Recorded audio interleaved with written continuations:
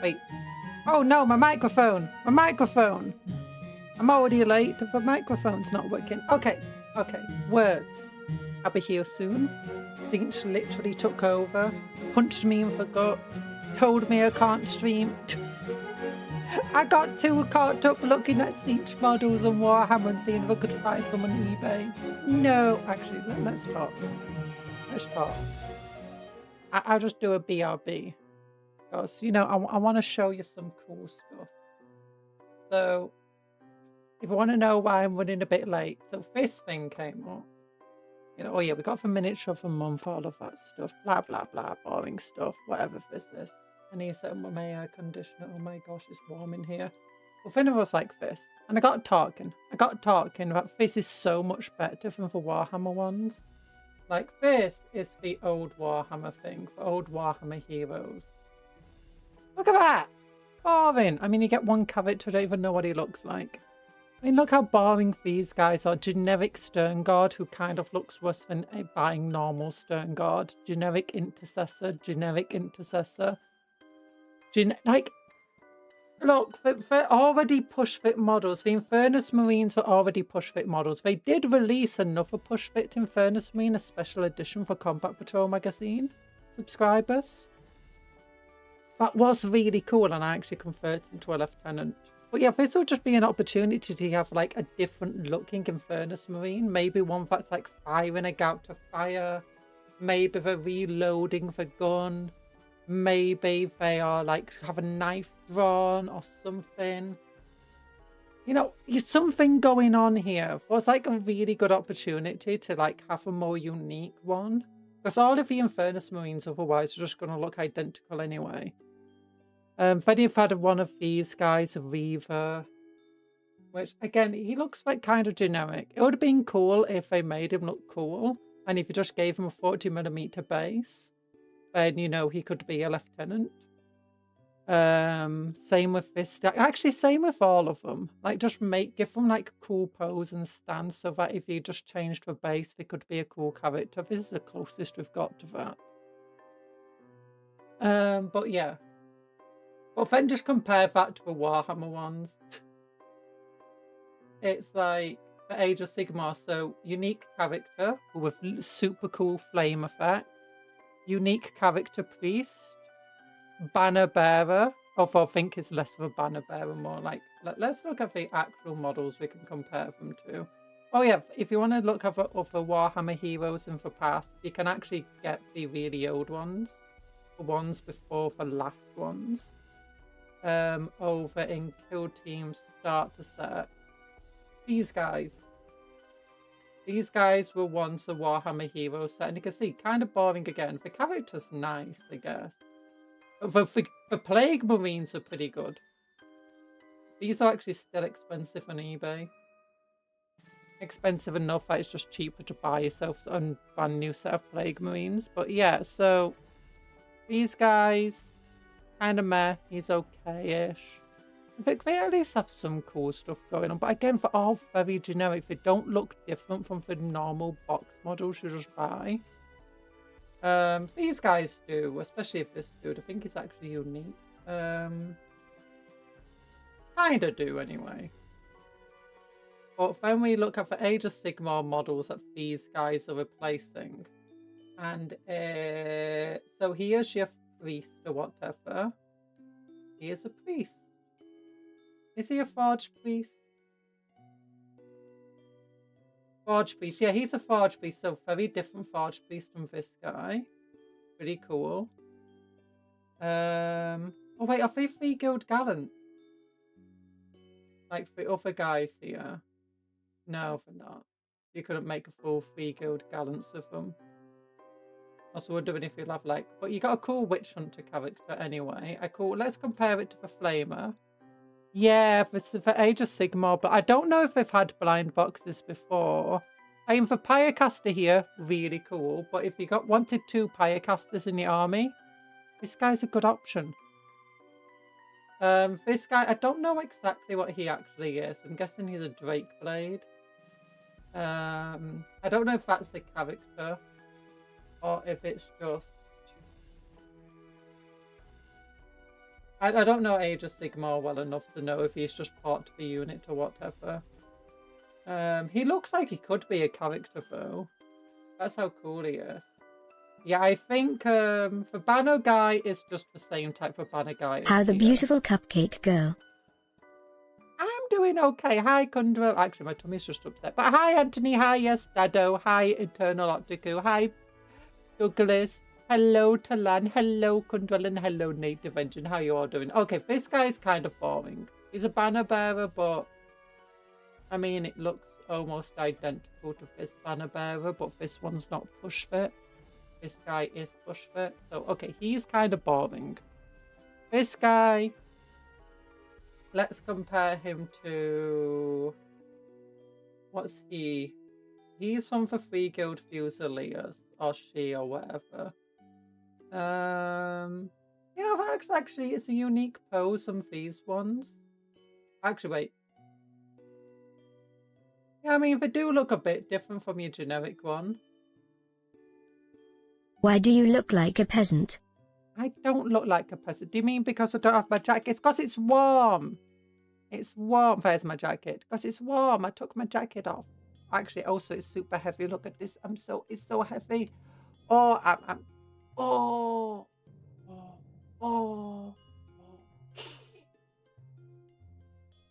They all look like they're from Prince Ali's retinue in Aladdin. Maybe.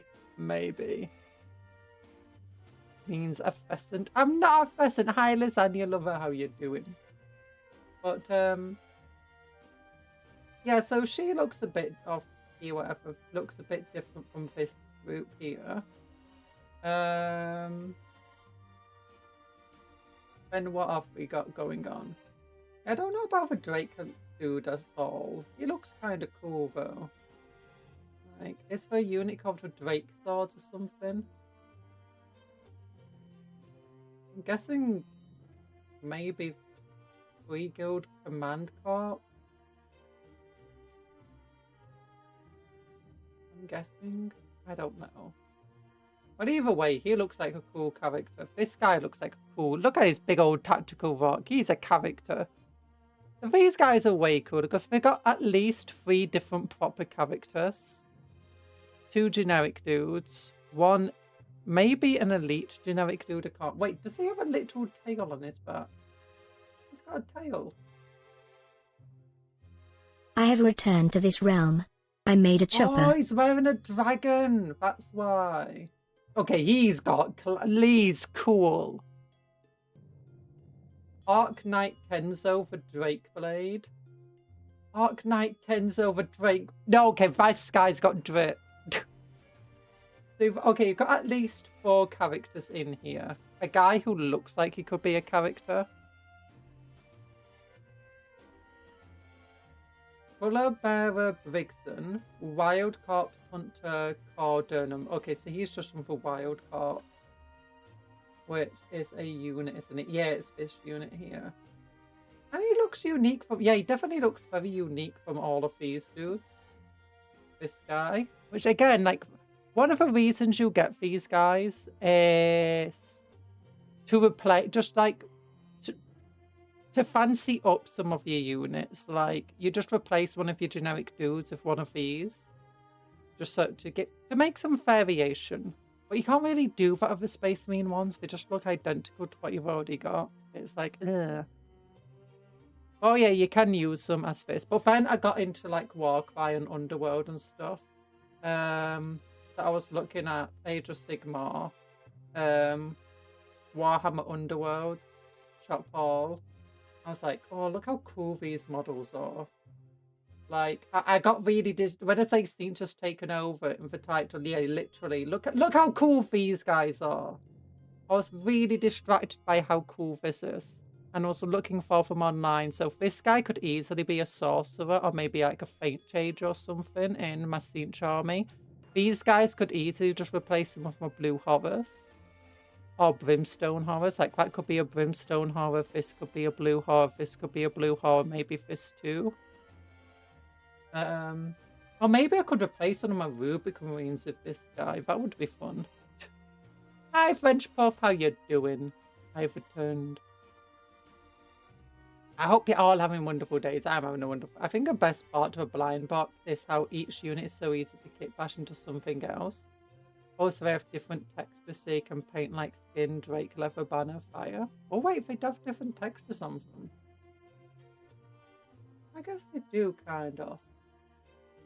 I don't know how easy they will be to kit bash. This one looks easy to kit bash with that arm there. This one might be a bit harder to kit bash. This one does not look easy to kit bash, to be honest. That one could be kit bashed, but he looks so generic. This one's so cool, though. I like that one. I like the characters. Like these three.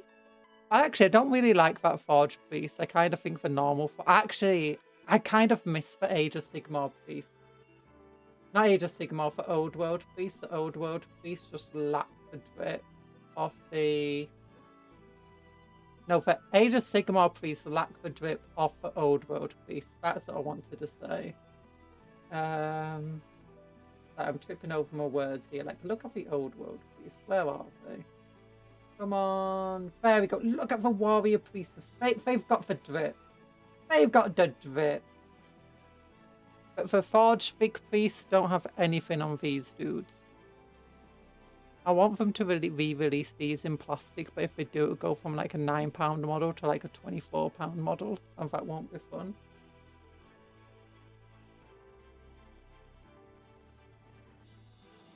Yeah. But yeah, I got distracted by these, so when I found them on eBay, I'm like, only 62 quid for all of these dudes? I say only. It's like 25 quid to get them by themselves. It's like, if I wanted 2 of them, I can get these guys for like less than 40. Like, just brand new in a box, all of them together. And I thought, you know, this person and this person, I guess I could use as, you know, kit bash this spear into a flamethrower. Could use them as, you know, cultist firebrands, or in my dark commune, I guess. And I guess if they ever do release proper, you know, rules for cultist characters in Corn, I could use these guys. Well, then I just don't know what I'll do with these dudes. I mean, the sorcerer looks cool. I already have like 3 sorcerers. I don't need like 60 more sorcerers. These 3 kind of just look boring and generic. The issue of big armored dudes sometimes. The fire guy can easily be made into a Tzeentch sorcerer. True. Or into like a Psyker for Warhammer. But then you just got so many other cool Warcry thing, Underworld units here. What else was I looking at? Not really these guys. The Jaws of Itsu kind of suck. Oh yeah, I was looking at these guys. Like, he's kind of cool, okay. Okay, Manhunter dude. They're kind of generic and boring. These guys look so cool. I love them. I love all the goblins. This guy also looks really cool, this group here. And unique. Then you got the Order ones, which kind of are a bit very boring. Like these guys, kind of generic and boring. Generic and boring. Well, they're not too generic, I guess. Yeah, these guys are kind of boring. This is probably the best one of a lot in terms of unique, fun-looking models. Then this guy, I was looking, they're kind of boring. They're kind of super cool vampires. I want them. If I did that Necron Overlord material right here, he'd be an amazing Necron Overlord, especially like for Flayed One army. Like, look at that. Or actually, idea, replace his arms and his head. Night Lord Space Marine. Actually, how big is he? He's on a 40 mil base, isn't he? For all push fit, that's the only bad thing here. Just push fit models, so they're also kind of meh. They look a bit unique though. And these goblins are super good. Look, we got a baby troll. There's a baby troll. Look at him. And apparently he's eating somebody or something. I don't know.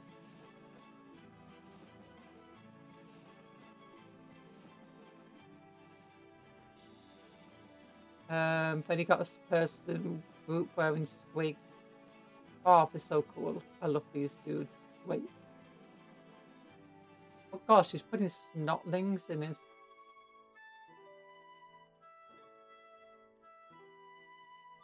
Oh, the hugs. Oh, the hugs back here. Bats on bats on bats. I do find it funny when they do just piles of bats. There's another one up here or something where it's also... Have a darker cup cat. Oh, no, it's that one. I swear there was another bat one. Oh, yeah, there was another bat one. It's over here, but it's different. Actually, kind of cool. He looks like he's from Necromunda. My goodness. Oh my gosh, it's a White King! Ah! Oh, don't turn me into cat!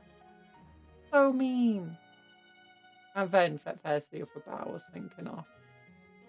No, of these guys are like, oh, that's pretty with the flowers. Cat.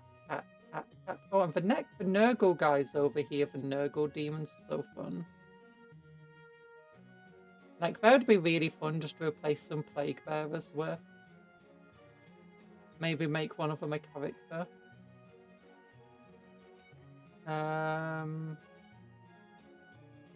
Yeah, so I got really distracted by these guys. What's your coffee like, Conjurer? I don't have coffee. I don't like coffee. Coffee bad. Cola better. And then I was also looking at these guys. Look at them. More gobos! Look at that guy Jojo posing over here. And oh, squeak. And then Hunter Dude. This just generic Hunter Dude. Cool. Fog of Dude. With a little flying squig. I love the flying squigs.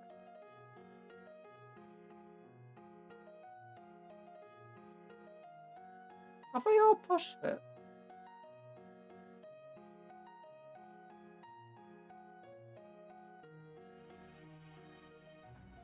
Yeah, they're all pushed it. Okay. I need to check something now. If I go over to Age of Sigmar, Destruction, Gloom Spike it. Oh no, they are different. The Wolf Riders are different. Okay. Oh no, here we go. SmolBossin and Wolf Retinue. Oh, they're fully push fit models. Okay. Yeah, for push fit, they don't have options on them. That's sad, that sucks.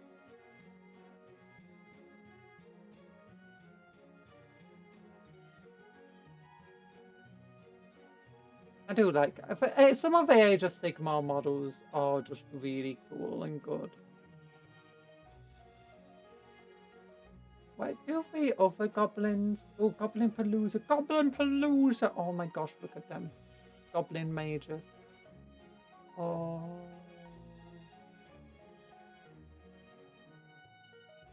Now, did that? Nah, don't save them.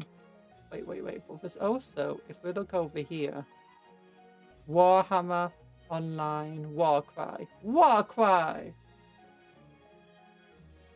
What are the Warcry models that they have?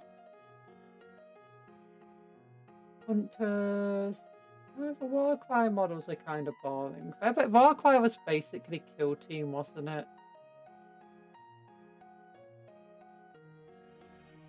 Yeah, Warcry was basically Kill Team. That didn't really take off.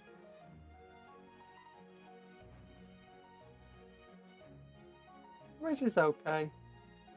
But yeah, I got really distracted. When I was searching on eBay, if I could find, you know, for Tzeentch dudes anywhere. And then, do I really want these guys? Maybe. Maybe. Also, my dyslexia made me read 62 as 26 for a second there. That is a cool sorcerer. But look how cool these are. I imagine if they remake horrors and stuff of Tzeentch, they'll look like these. You know, just a selection of weird and wonderful creatures. Oh, I do love the... I wish we got more of this weird warped mutation-y thing in Warhammer 40k for Tzeentch. Like, imagine a Space Marine sorcerer of Tzeentch looking like this. That would be so fun.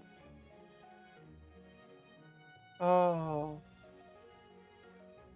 I mean, the rest of the models kind of suck compared to these guys. I think they're okay, I guess. I guess. Eh. Oh yeah, okay, I'm gonna just BRB quickly. Because... I do have a drink. That's good. I need to set up my air conditioner. Need to go to the little cupcake room, and also I've got like a bowl where I had my food before the stream and I got distracted, so I never cleaned up the bowl afterwards. Why am I so tiny? Ah, there we go. I'm back to normal. I'll be back quite soon. BRB. Smash will be making Tzeentch models.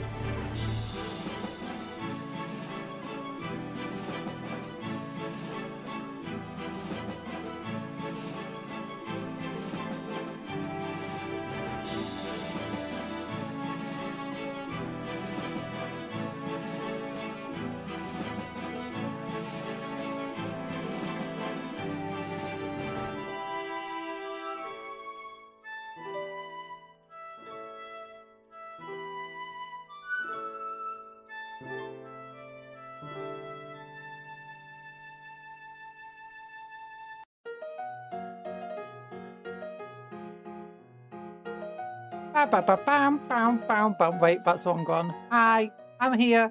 I'm here. Hello. Yeah. Okay. Okay, we got stuff going on. We've got stuff going on. My air conditioner's working again. And I'm alive! We're alive! That's a burning chariot, by the way. Made in the UK. Oh. That's something I knew and forgot. I watch a lot of YouTubers who get these mixed up. Don't worry about it. You personally drink chocolate milk. I was trying to drink chocolate milk at one point. Because I was like, I need to be healthier. Maybe drinking milk will be good. But, you know, let's make it choco milk instead. Because, you know, I still need my sugar. Except then it turned out it was really, really bad for me. It was like, oh, okay, never mind. I should not be drinking milk.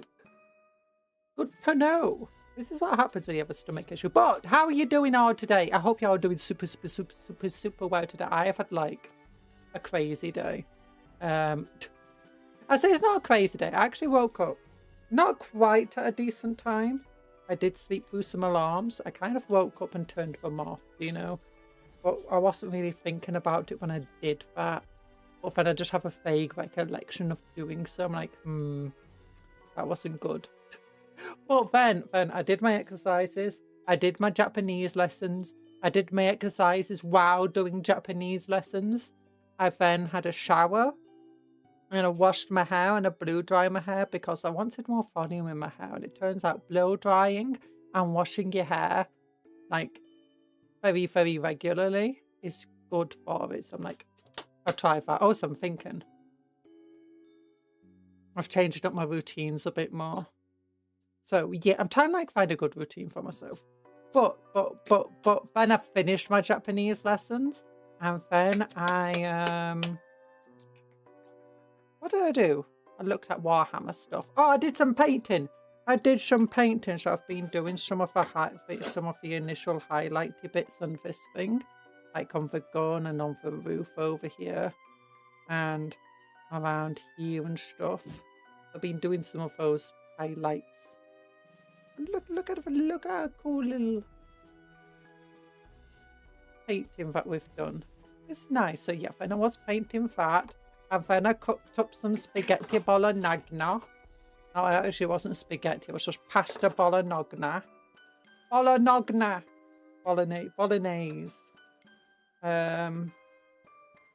Hi, what a look. And hi, Carl fans. Oh my gosh, it's Carl fans. Good people of the Empire, I bid you greetings. You know, can you turn your window tax away, please? It's a bit expensive to deal with. My house is full of windows. And every time I don't pay for full tax in time, they fire a cannonball at me. And then you get a government grant to fix it. And it turns out they fix it by putting a window in the whole of your house. So then you got more windows and you need to pay more taxes. And it's just like an ever-circling, spiraling, terrible thing. Oh, I'm doing all right today. Hope today's treating you well. I'm working on 50 berserkers. Oh my gosh, you had like 360. Was it you who had the 360 blooming horrors? That's it. 360 horrors, one for each day of the week. I got some horrors here. Wow, 20 horrors. 20 Citadel miniatures. Probably one of the cheapest box or miniatures per pound. Yep, 360 horrors or something like that. One for each degree of rotation.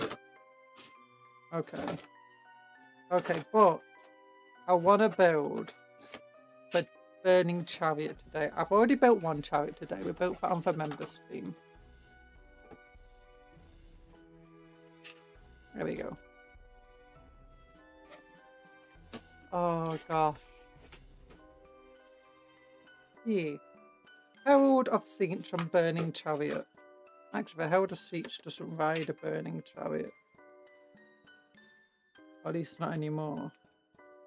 Okay, so we should have that for the character. That's for the Exalted Flamer. These 3 are for the Blue Horrors. This is for the Chariot. We won't need these 3 today, these 4, sorry, because we're building the Burning Chariot. That has an Exalted Flamer and 3 Horrors on it. 2006. Oh. So many warp spawned horrors beyond my comprehension is true. What sorcery is this? Tzeentchian sorcery, to be specific. Tzeentchian sorcery. I don't really know what's wrong with me. I take a break from a 300 plus model project by batch painting 50 models. I mean, that's kind of what I've done.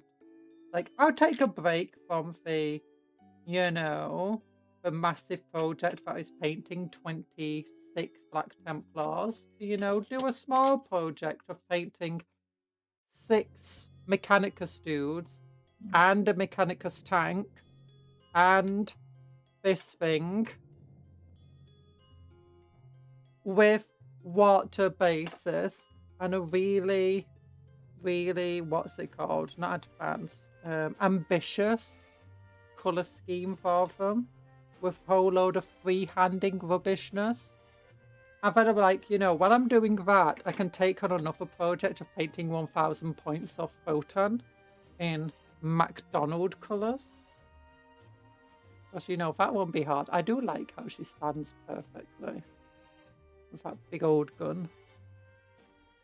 And then I was like, nah, let's go for a more ambitious colour scheme where we paint the gun in a really weird black and green and white thing. Like, yeah, that's good. That's good. We love it. And also, at the same time, we can be building loads and loads and loads and loads and loads and loads of demonic stuff that are Chaos Space Marines, like a Forge Fiend and a Terrorgeist and 20 Demonettes and 5 Slanesh Fiends and 5 Seekers and some Sorcerers and some other Slaneshi Demons, and then like 6 converted up Crypt Horrors into Chaos Spawn and 2 Burning Chariots and 40 Horrors. And this isn't finished by the way. Still got 2 Soul Grinders which I want to convert into Plague Hooks, which is just a massive sculpting project. Iron Man colours, maybe. No, Iron Man colours more golden. At least modern Iron Man is. Do you paint the Warriors of Warhammer Old Worlds? I do have Warhammer Old World models. None of them are painted yet. I have 5,000 points of Orcs and Goblins and 5,000 points of the Dwarves. I love me some Orcs and Goblins. There we go. So there's the Exalted Flamer bits. There's a lot going on with this model. When is this model from? I forgot. It does have numbers on 2012. So how old was the... I think it's 2003 when the Soul Grinders are from. The 2012, that was 14 years ago. Most of the channel's older than this model. Most of the channel. We do as we will, I guess. It is fun. Okay, this is a really complex model though. And we could do with using... Okay, that caught onto my gloves. Don't worry about it. This thing, so it's got lots of rules in different languages. Oh, and how to paint guide. How to paint guide of this thing. That's cool. Lothern Blue, Techless Blue, Lead Belcher, Drakenhof Nightshade. Do we still have Drakenhof Nightshade? Ironbreaker? Is that still a colour? I'm wondering what colours are still colours. Actually, no, this would be relatively new, the instruction book. So the instruction book might be up to date with the colours they use. Troll Slayer Orange. Troll Slayer Orange might have changed. Doombull Brown. Okay, I think this was before contrast paint because there's no contrast paints here. Layer, shade, layer, shade. No, it was when we started calling the shade shades. So contrast paint should also be a thing. I don't know. It's got all the, you know, Age of Sigmar rules for it.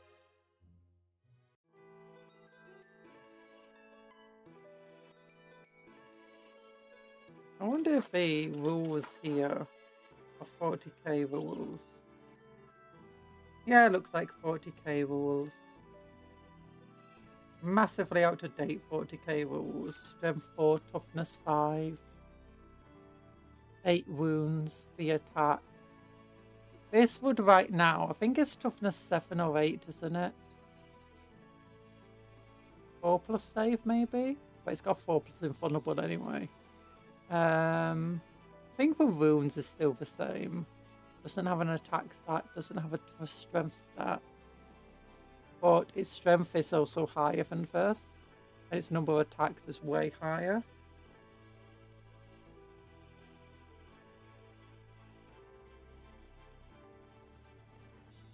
So yeah. Those look like old 40. They are old 40k stat block. Oh wait, and it's also got more colour guides here. You know, this is nice.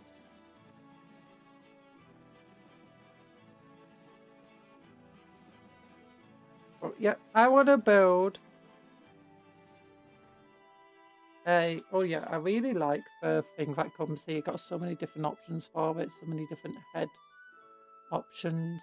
A moon head, hover head, bird head. I've already built one with a bird head. You got staff, you got knife. You can be knife to meet you. You got different staff heads you can have. You can have this thing on your staff. Oh. It's nice. You know?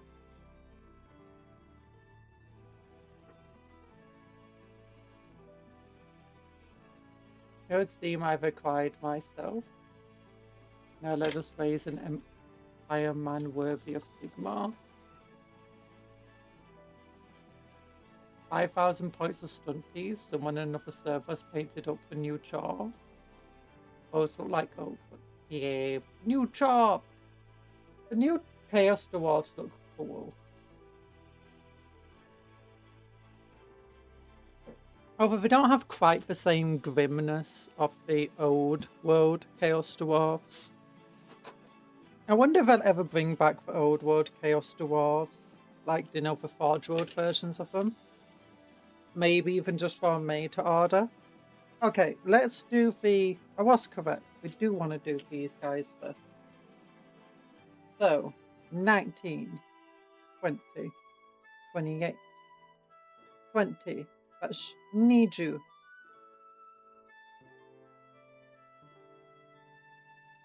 That's Japanese for 20.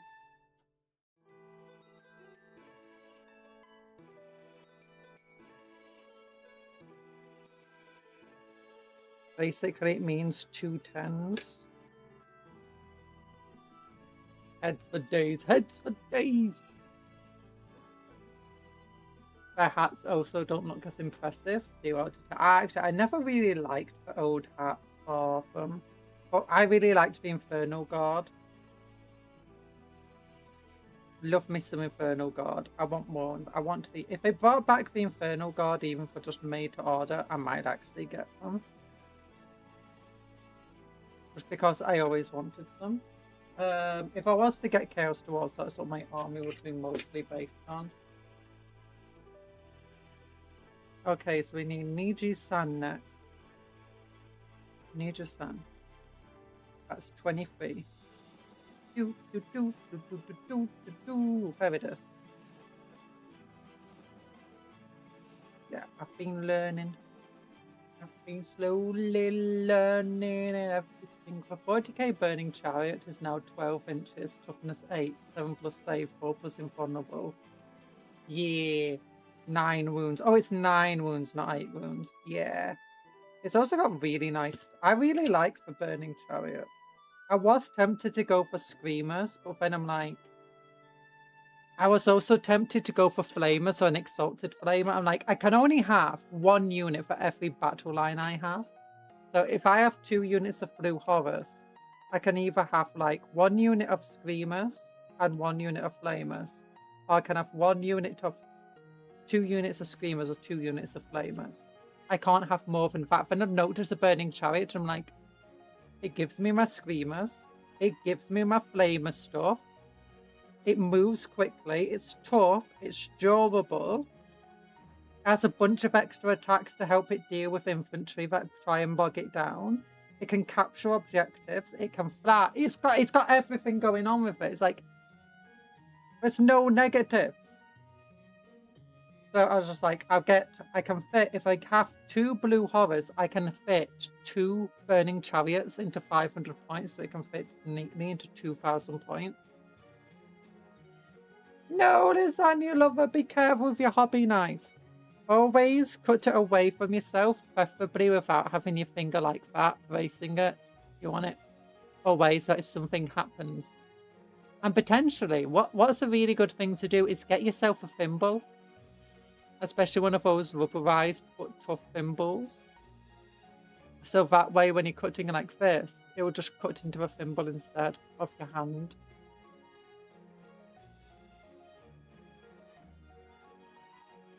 Now my minis are in blood. No! Get yourself a plaster. Unless it's really badly cut, in which case go to a hospital to get stitches. Best part is it strips benefit of cover, which is in 11th year. My armies, honestly, my chaos armies have been doing so well in 11th. Like, there's only one army that really I had to try figuring out how to make it work. And you'd be able to tell that really easily if I just show you them, which one it is. So I had this Nurgle army, which is 15 points under. You know, it's got a Sorcerer Terminator armor. This is basically my entire lord. It's got the Arbor Knife. Arbor Knife is really fun.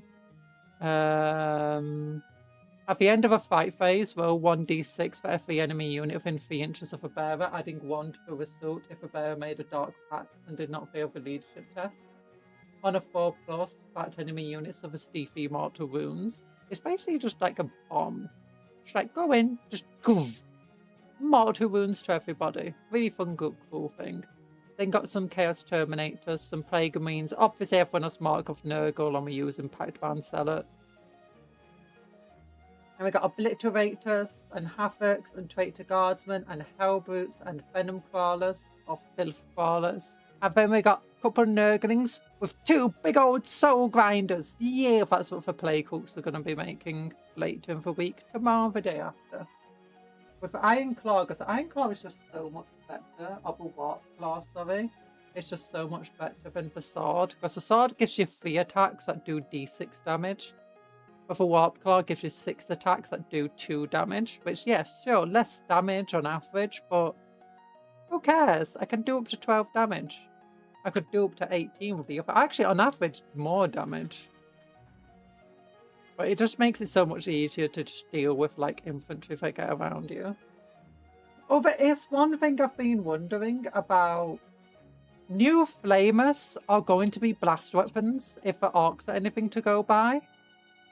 And, you know, the thing is, you give your vehicles Flamers so they can deal with infantry that tries to swarm them. But blast weapons can't attack units you're in melee with.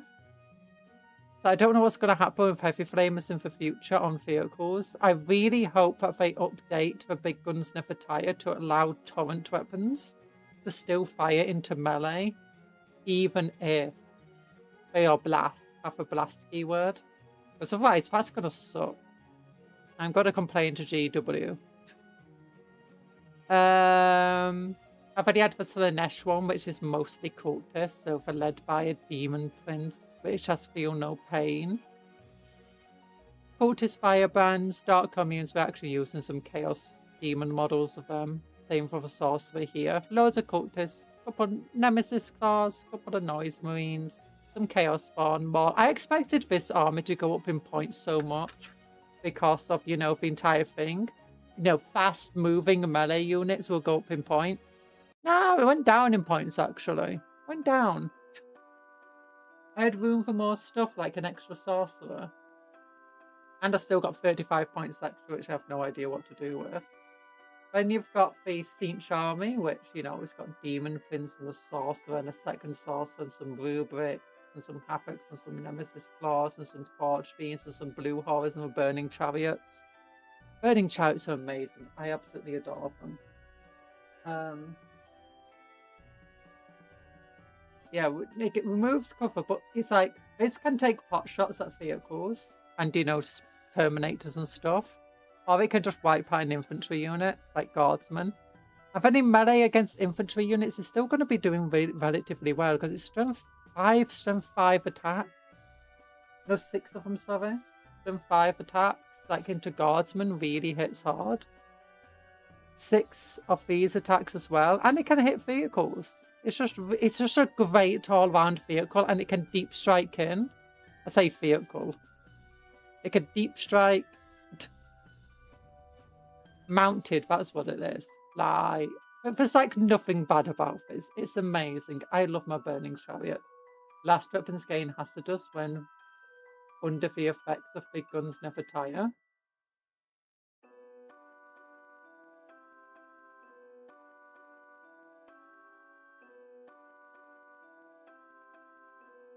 Yeah, but it's really powerful at the moment. The Burning Chariot. And it works really well in this army because it's mostly a shooting army, of it being all Mark of Tzeentch, even with 2 Nemesis Claws in the army. But also, it just gives you some extra melee capability. And the Blue Horrors themselves aren't actually bad in melee with all the weapons being pistols. But like, Burning Chariot something and then just Forge Fiend it to death or Rubric Marine it to death. Actually, the Rubric Marines just remove benefit of cover anyway. If you're fighting this army, just assume you do not get cover. Ignores cover, removes cover from units. It's got to be so close to you, you're not going to get cover anyway. Oh, it's fun. I've heard for Undivided. Now, this one you can tell it's like, oh, look, all those raptors and the Defiler. Yeah, this is the one where I had.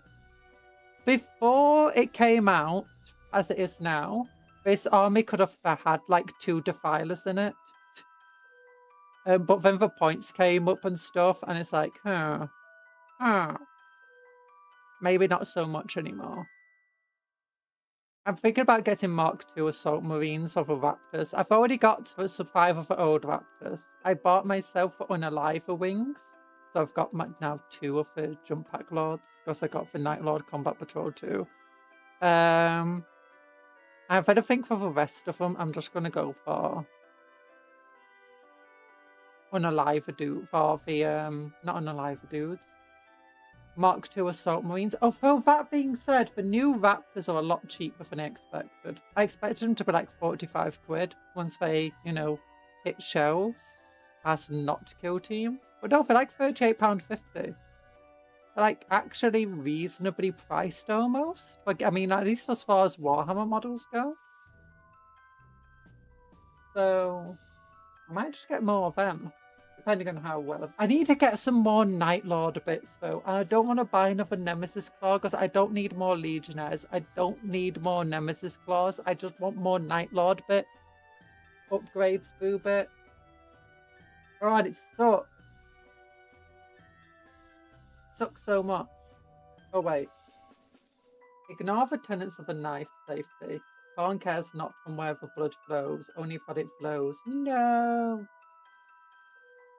Oh wait, it's not bad, don't worry. Don't worry about you bleeding. That's a hypothetical enemy, so flamers can be blasted, but because they don't roll to hit, they can suffer hazardous? Maybe. I think they should just... If they give them the pistol keyword, or the close quarter keyword, it would actually work. That's what I think they'd need to do.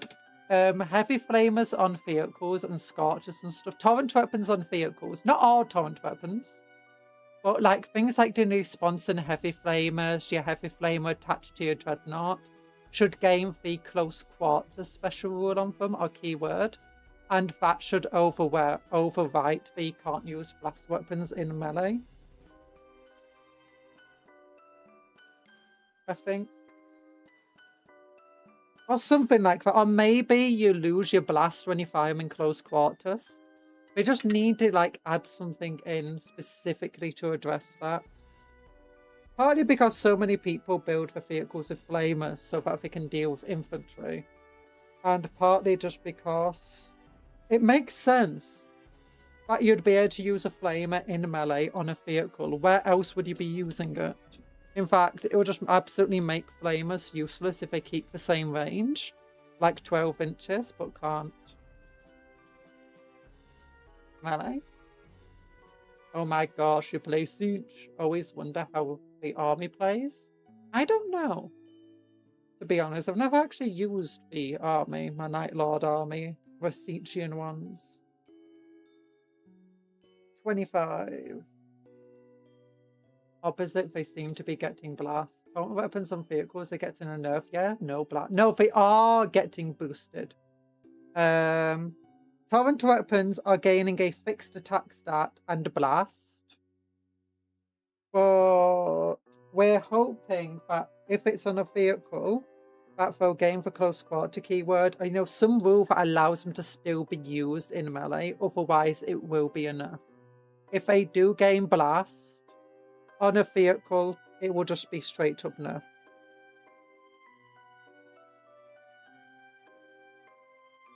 And it'll be enough that makes no sense.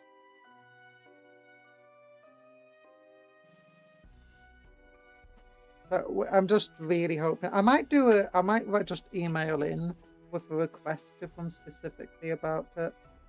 I don't know if I'll ever address it or do anything.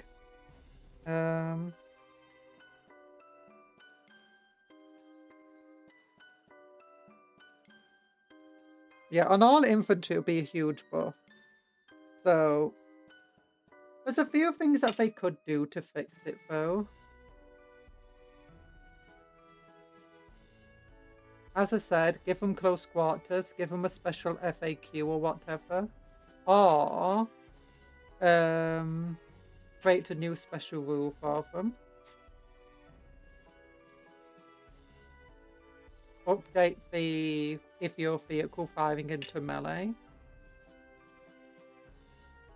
Or just update the torrent special rules.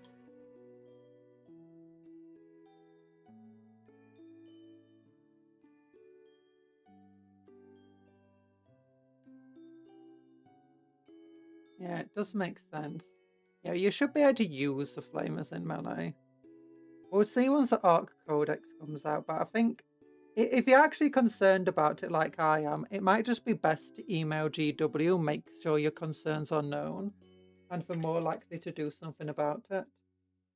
If you just complain on Reddit and on streams and stuff, it's probably not going to work.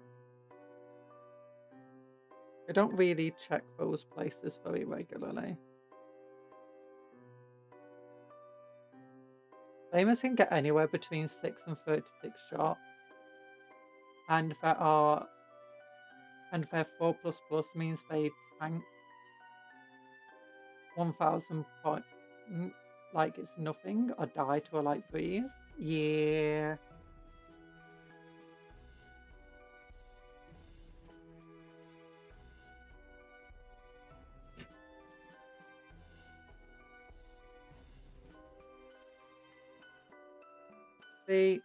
One of the reasons why I like the chariot specifically, because it's toughness 8, meaning it's not actually easy to deal with. It's like, and they've got, what is it, 8 or 9 wounds, did you say? But either way, they've got enough wounds. Wait, it doesn't really matter if you can get a last cannon shot into them, and it's not going to wipe it out. So you're going to need at least 2 last cannon shots to wipe out a flame out a burning chariot. Both will need a hit, both will need a wound, and you're going to, on average, need to roll average of 4.5 each. But then you got a 4+ invulnerable, so that means it actually will require on average 4 last cannons assuming you roll to hit and to wound and roll high enough on for damage.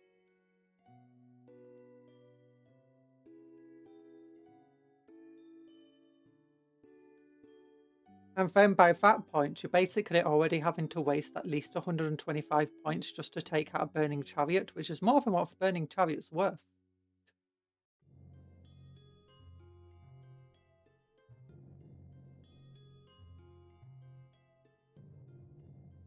And if you're firing all that anti-tank into a Burning Chariot, then you're not firing at the Forge Fiends or the Demon Prince. There is a squad of intercessors with Oath of Moment, and they stayed still. How well would they actually do?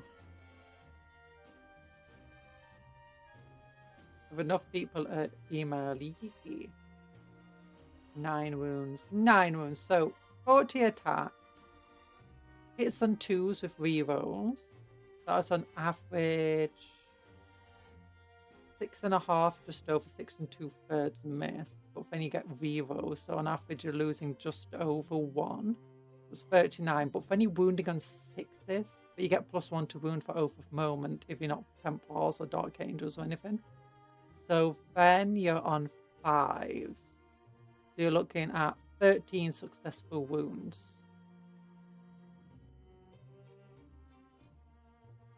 And then it's got a 4+4+, so then on average you get 6.5 wounds through. Then you got 2 are grenade launchers, which hits on 2s with rerolls. Actually, no, they hit on 3s with rerolls, don't they? So on average you're getting less than 2 in. Then you're wounding on 3s, which becomes 2s. For strength 9. You're still getting less than 2 and you're close to 1 now. 4s, you get half. You do on average 1 extra wound. So that's not enough to actually wipe out one of these. And that's way more points than one of these is worth. And it can easily take out a squad of 10 intercessors. Conjurer, did you ever play basketball? I actually have played basketball and... Oh, what's the British equivalent of basketball? Volleyball, is that it? I think, no, volleyball is where you put it over a net. We've got a different version of basketball too. Netball, yeah, I played netball. That's the one. Yeah, obviously it's called netball because it's got a net that you throw the thing into.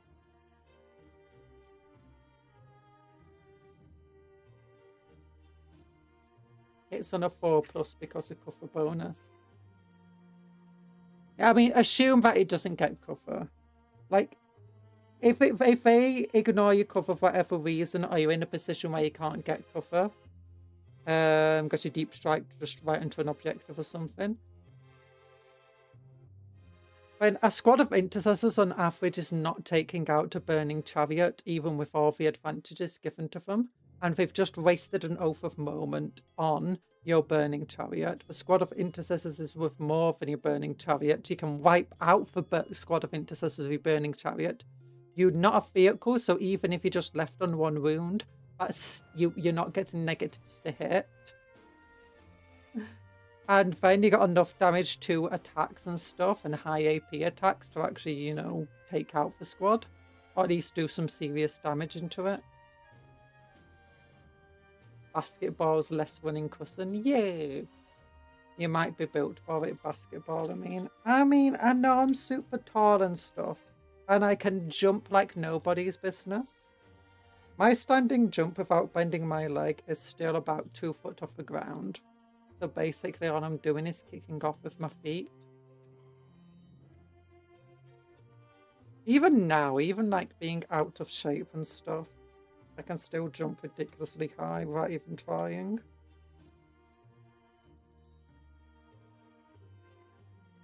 Oh gosh.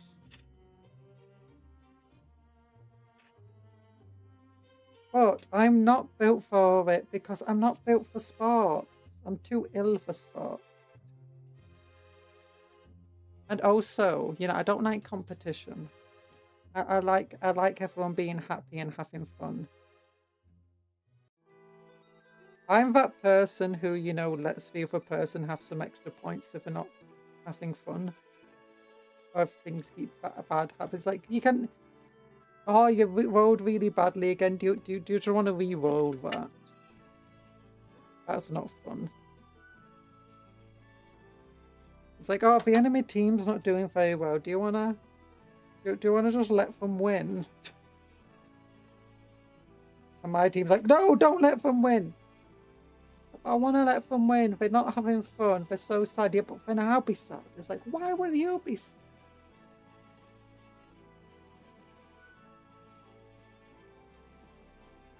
Yeah. Oh gosh. Honestly, I'm having a lot of fun building a list in 11.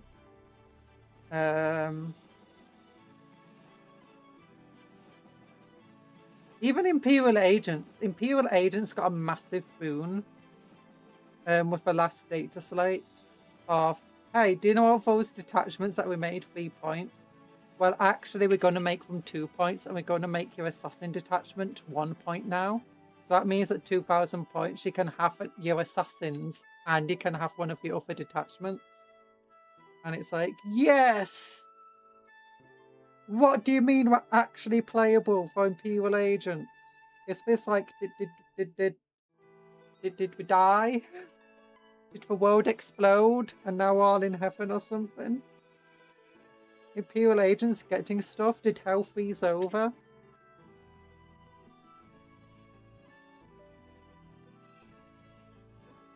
The warp froze over. There we go. But yeah, just building armies is just so fun and silly right now with the detachment points and being able to give units upgrades. In addition to, and having 4 enhancement points, having 4 enhancements you can have instead of 3, it's really, really nice. Especially when you just have like 20 or 30 points left over. Or doing like 50, especially with some armies. Like some armies don't have a lot of cheap units. So when you've only got like 50 or 60 points spare, or even sometimes 80, that's not necessarily always enough for a new unit. Or maybe you can get a character, but you don't then have a unit that character can join, especially if the character you can buy is actually a support character. So then you're like, oh. But instead it's like, oh, 4 enhancements. That's nice. I can upgrade some units. I only have 1 character of this army, but I can upgrade units. Amazos. By the way, if you get this, you'll have so many spare bits. It's insane.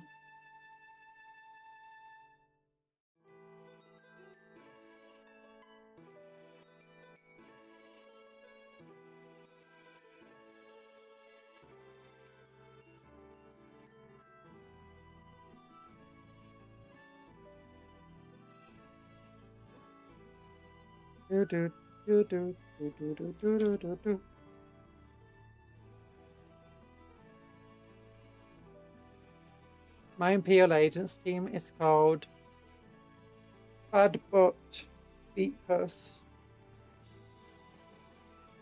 For Bad Butt Fatherless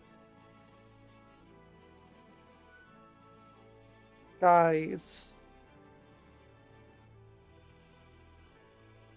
That makes it sound much less cool, doesn't it? When, you know, I censor it for YouTube. I also just censor it for myself because I wouldn't say those words.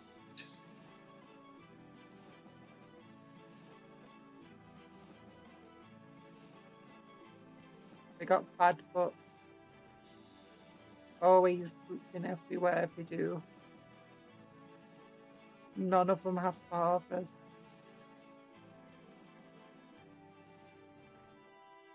Hello, Saradwin.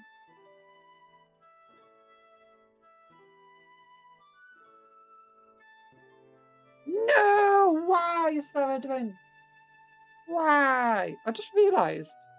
There's mouths at the bottom of a flamer. There's like so many mouths. Mouths on mouths on mouths. Yo, we heard you like mouths. So we put mouths in your mouth so you can eat while you eat.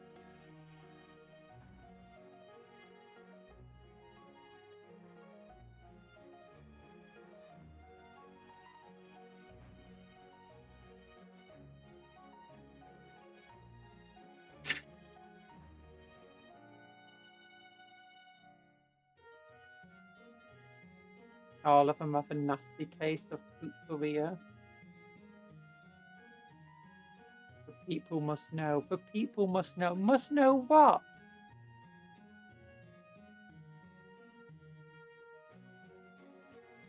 There's nothing to know. There's nothing to know. There's nothing to see. Just wait, how does this even sit on its base? Because it's got like this rounded bit. Like, it's always going to have like a gap underneath it, so. Is it just meant to sit on the base like that?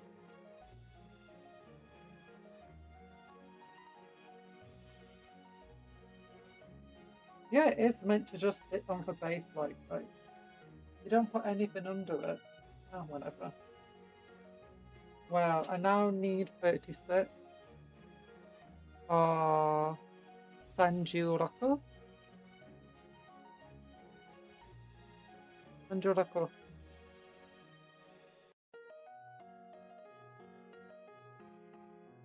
Because that is 36 in Japanese. When I've been doing my exercises and my reps, I've been counting my reps in Japanese. You know, because it's fun. And also, so, you know, I help memorize things better. Ichi, ni, san, yon. Loku.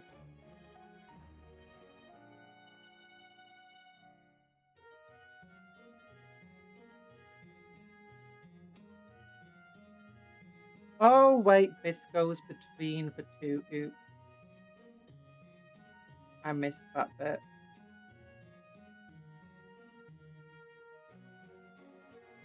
I missed the step. And it's upside down. There we go. Ichi, ni, san, yo, go, loku. Nana, hachi, kyu, ju, juichi, juni. San, yon, go. And they say yon now. It should be she, but they say yon because she sounds like death. And instead of 7, nana, it should be shichi, but that sounds again like death, so they changed it. Although in some words, they still use it. How was the lettuce any takeout doing you? Was it only Taco Bell? I have no idea. I heard about Taco Bell having its lettuce supplier, you know, be contaminated or something. I don't know where it was. Was it worldwide? Was it only in America? Was it only in Britain or wherever? I don't know. I don't really listen to the news anymore. There's just been so much bad news. I've just stopped entirely looking at the news. Like at one point I was constantly checking it, just hoping each day for good news, and it was only ever just worse and worse and worse, so I just stopped. For my own mental health. Only America, I think. I don't know if it was just Taco Bell. Often when it comes to these sort of companies, they will have, especially big ones, their supplier will only supply them. Like they'll pay a special like thing so that their supplier doesn't provide to anybody else. Which is great for when you get things like contamination. It's generally restricted. But I'm not sure how it is with Taco Bell. I'm not even sure how it is outside Britain. I know in Britain, a lot of the companies, when they do British stuff, it's the farms will only supply one group or whatever.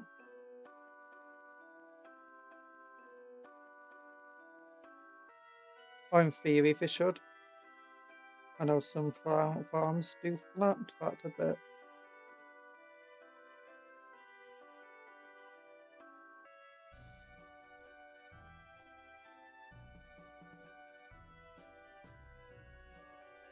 Pretty sure it's just an American problem.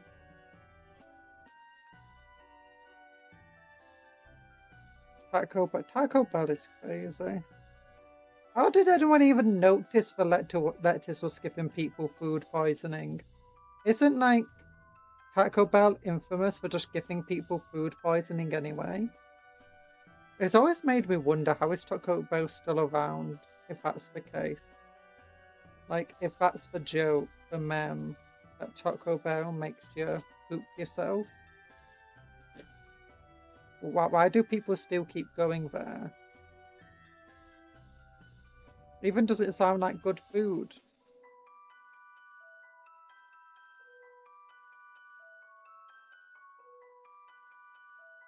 Like authentic Mexican or something?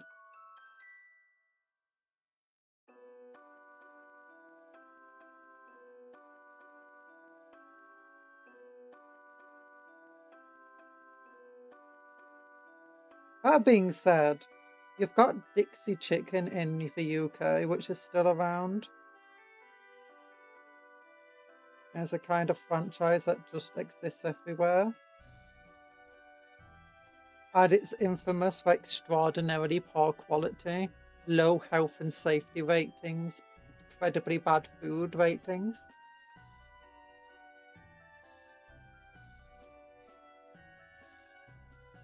Taco Bell is actually some of the healthiest fast food, really. Really? That's hard to believe.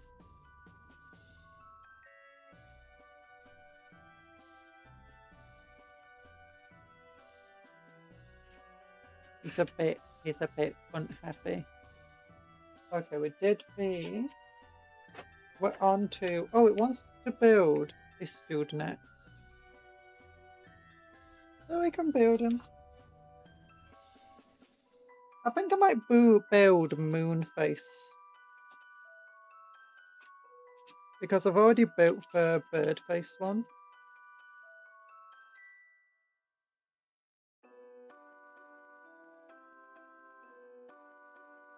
Actually, I do like the look of a Birdface though.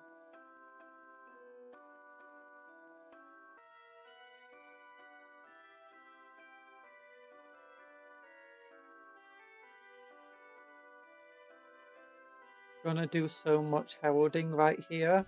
We are... There's like 2 models that this can be, isn't it? Because you've got you got the Fluxmaster and then something else as well. Okay, do we want to do the Birdface? Because Birdface looks cool. Or do we not do the Moonface? The Moonface makes him look like a goblin though. Because you got the loony goblins that also have the moons.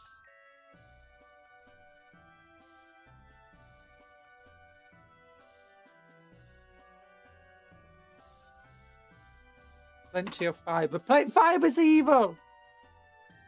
It's how they cook their meat, low in fat compared to burgers or fried chicken. Oh. That's good for you though. Actually, depends on the type of burger you're having, I guess. And where it's from. Like, if you got flame grilled ones where it's actually cooked on a grill, they're generally going to be a lot lower fat and stuff because they're not cooked in oils and they're not even cooked in their own fat. The fat should just drip off. Which should inevitably make them healthier. But aren't like taco things like filled with cheese anyway? From what I've heard, Taco Bell, you get your Taco Bell thing, it's filled with cheese and mincemeat and other stuff. Okay, we want Anjuhachi, which is... It's a leg.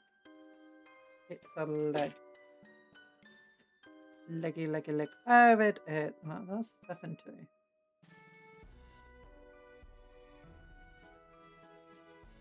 Okay, that's not the correct leg.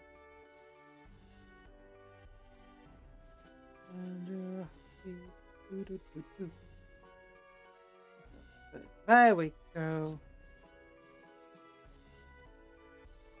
I want the tail, which is Sanju Q.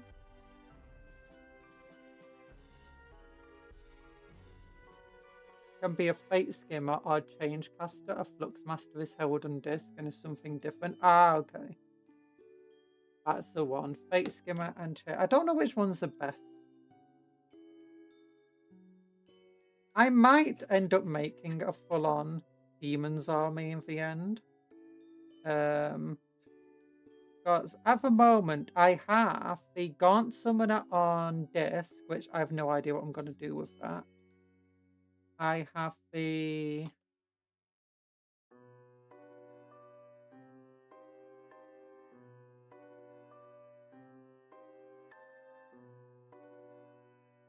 Gaunt Summoner, which I'm using as a Sorcerer of Chaos.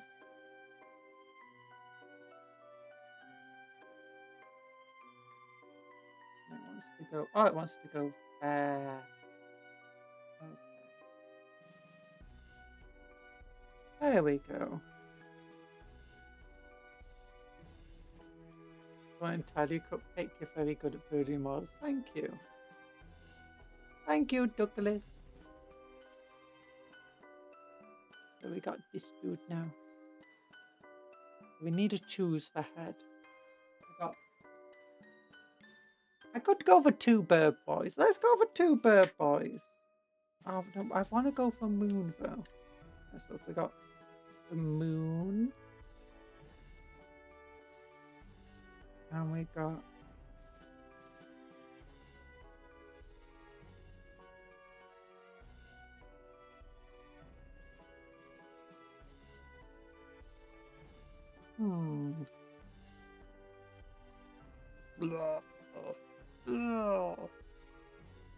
Fate Skimmers are sticking in Screamer units. Change Caster obviously leads horror. Flux Master can also lead horrors.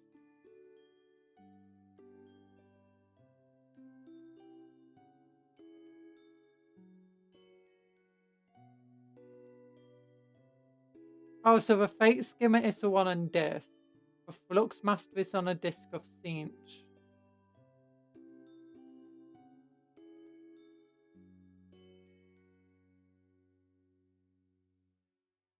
US was Horus on disc. Maybe if we ever do get a proper Demons refresh, we'd get something like that. I don't really like it that, you know, the newest Demon units so far haven't been translated into 40k. They've only been in Age of Sigmar. Which is kind of sucky, to be honest. I'd go Birdface. Birdface is fun. My last bird boy was struggling to read a book because he refused to wear glasses because it made him look like a nerd. Or if that's what he claimed anyway. He refused to try to make that he's a nerd because he's a demon of Tzeentch. You know. And that nerds might be cool. Now this guy though. He's under no illusions about what he is. He knows he's cool. Or she. It is a demon, it doesn't have gender. There we go. Shmurra! Birdface! Yeah, actually, could I turn his head slightly? No. Oh, wait, bit of spoo there.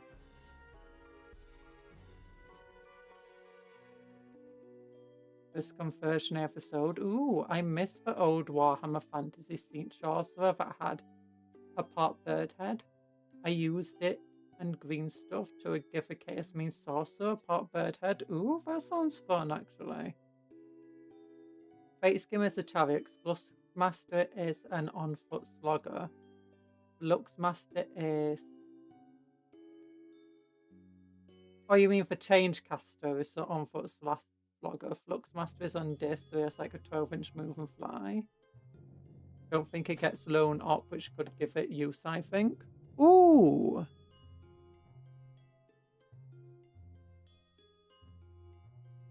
Actually, this one did come down in points recently. But the Flux Master doesn't actually exist, I believe.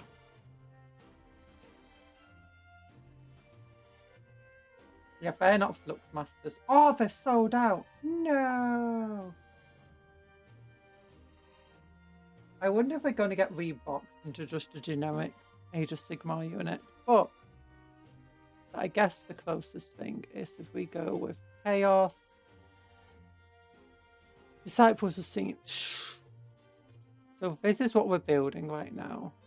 The only way to get this model is by buying the Burning Chariot, which is worth it.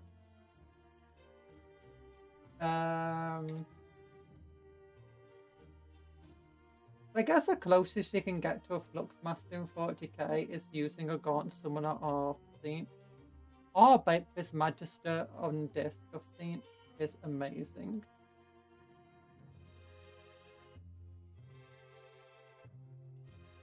I do prefer my Gaunt Summoner though. I do love the look of the Gaunt Summoners. Oh, look at this guy. He's beautiful. Thangar Shaman also works a bit of conversion. Yeah, it could do.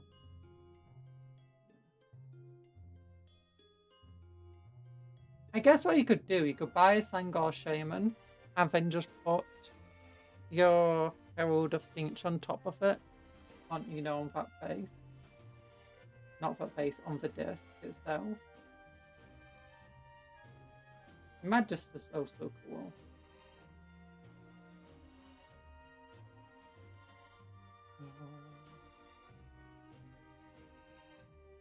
Boys.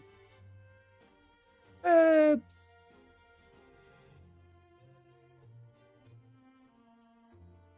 If we go back to Age of Sigmar, go back to Underworld.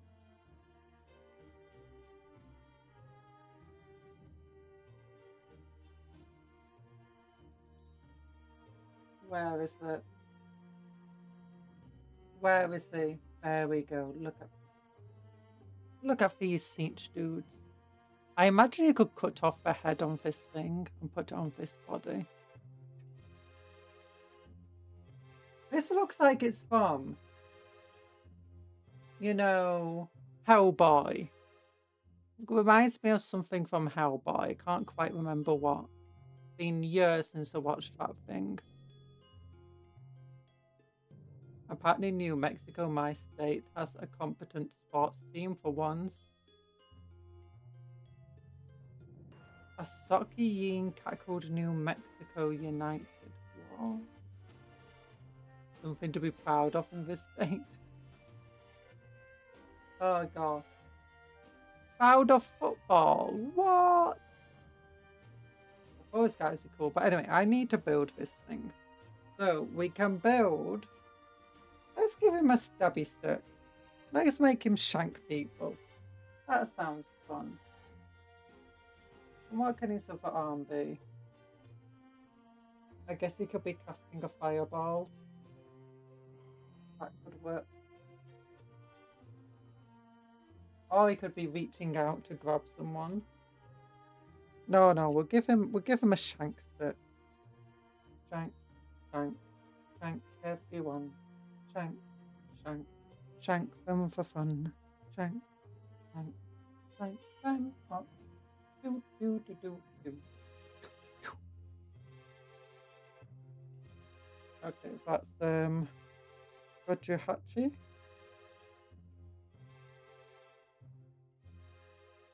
Misspelling. Yeah, I could cast Fireball, but I would say... I could cast Fireball, but I'll settle for Power Word London Handshake. Yeah, London Handshake. Do do do do. Do do do do do do do do do do. I'm not sure if this goes here.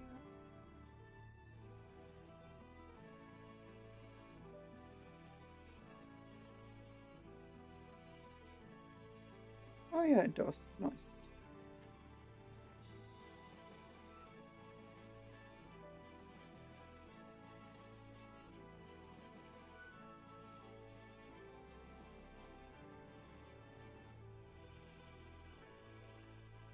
Always fun when it's like, it's where it goes when suddenly it just clicks into place perfectly. It's like, yeah. And then you try to get it to do that again when you got glue on it and it doesn't want to do it. There we go. And he's got a necklace. Giving him a necklace. I don't even know if I'm going to ever use these guys. Because if I wanted to use these guys, I'd have to increase my points limit to 3,000. And then I can have 250 more points of models. And then if I get 1 unit of blue horrors, that's like 120 points right there, 125. It's not really going to work.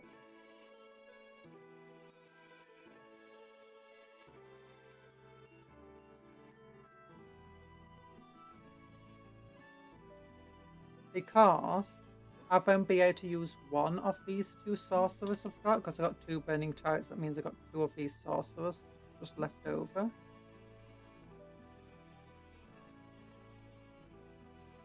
I'd only ever be able to get 1. Now I could make a demon's army. But then a demon's army that's literally just 2 burning chariots, 2 blue horrors, and 2 of these dudes isn't exactly much of an army. I guess I could have my... I guess I could also use the Demon Prince of Tzeentch in that army. And then what else do I have that Tzeentchian that could go in a demon army? And I could make a mixed army so it's not... So I can use my 2 Plague Hulk Soul Grinders, my 2 Nurgling units, my 20 Demonette. My other demon models could be Demonette characters. Okay, so we're on 48 or 46. I'll go with 48.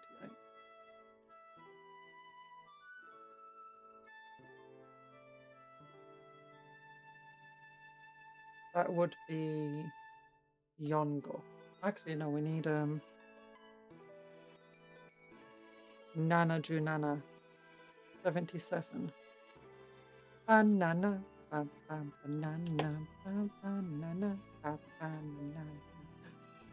I do like how the sword is detailed on both sides. Makes it very difficult to stick it to anything, but means that you can use it for anything you wanted to.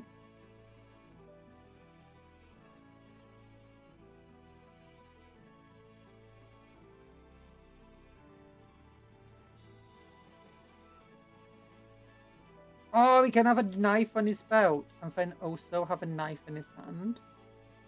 So he's never without his knife. It's always going to be knife to meet you. Let me ask you a question. Can you spare some time?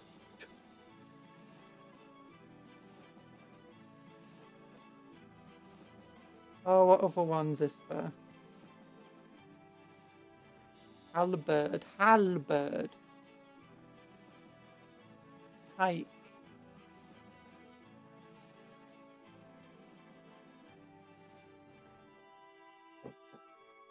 Bow.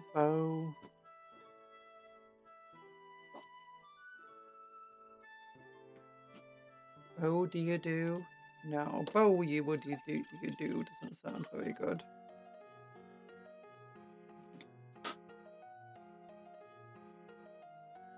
Try to think of other weapon puns. Knife to meet you. Ask you a question. Spare some time. Ooh, I forgot to do this bit.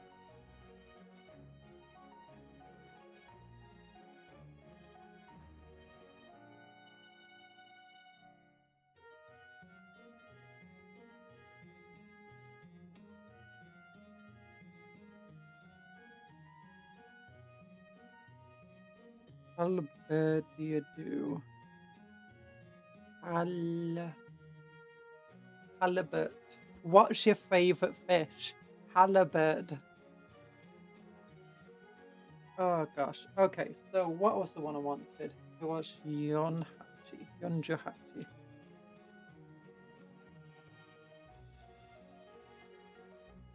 Good. I think we need the knife. Knife. Knife.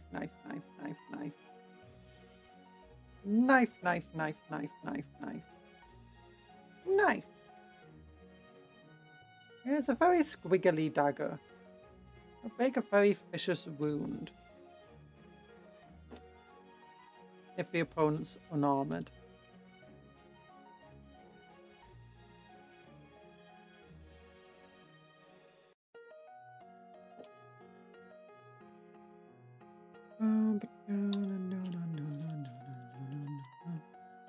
This might be a 14-year-old kid, but it's an amazing 14-year-old kid.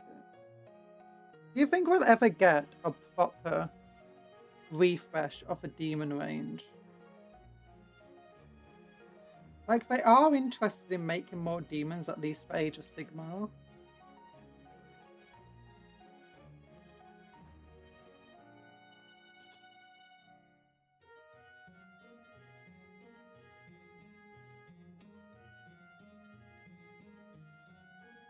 Oh, he's so stabby!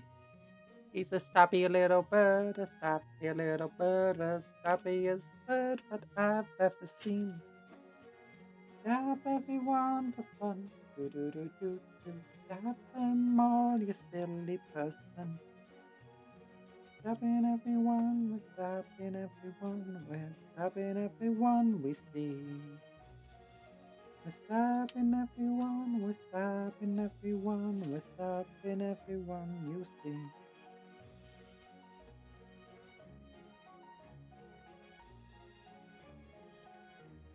And it's going to be throwing a fireball. It's not going to ask questions of am I in range. Oh my gosh. I want a character, you know, a wizard character, a psyker, to have an ability that allows them to, like, they'll have like a magical attack that Dino has blast keyword. And they have the ability to fire that spell into melee as well, but everybody is, like, any friendly units are also hit by it. And the rule should just be, did I ask how close everyone is? I cast Fireball. I don't care. Oh no, the rule should just be like long. I don't care how close they are. I cast Explosion.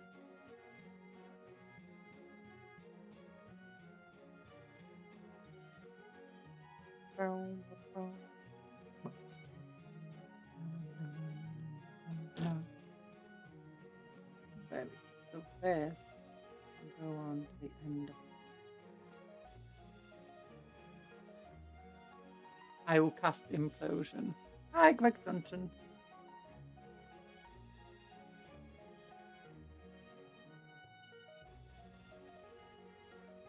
Explosion.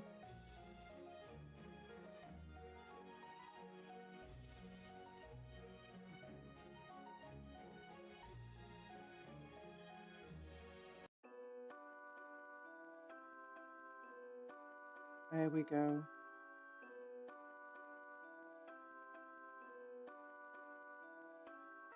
There we go. Oh, yeah. If a fireball doesn't get Is what you wearing called a tunic? Is what you wear called a tunic? This thing? No, it's a t-shirt. Wait, it's a...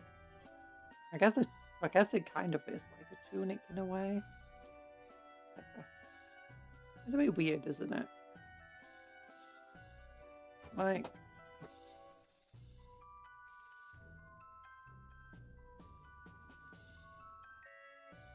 Maybe it is a tunic. Looking at this, it doesn't look like he's casting fireball, but it looks like he just caught the fireball. Like, yeah, good luck with your magic. Your fireball is nothing. Oh my gosh, imagine for Aura. You go and fight the big bad guy who's a wizard. And your own wizard just immediately casts fireball at them and he catches the fireball, walks up to you and then just shanks you. No magic. Just straight on melee wizard.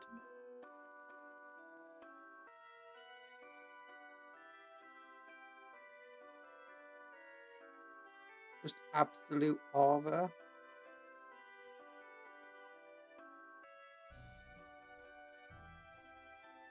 If anyone's a dungeon master, a DM for D&D, you know, you now know what to do with your big bad guy. You kind of look like you're so... No! This is my shirt. I like the bagginess because it's breathable. Also, you know how massive I am?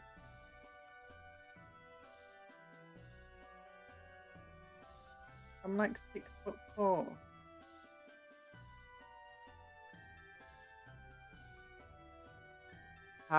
What fit would you want if you're in 40k? What fit?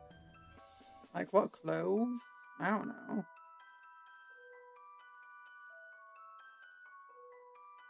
There we go.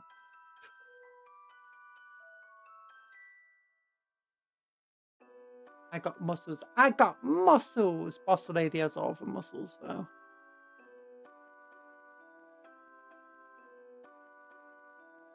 I would never have a boyfriend. No partners. Look. Look. Maybe I killed a space marine and I took his shirt and I washed it thoroughly because space marines stink no end. No maidens. Hi, Moonlit Embers. Wizard bird thing. Wizard bird thing. Yeah. Who's got to shank you?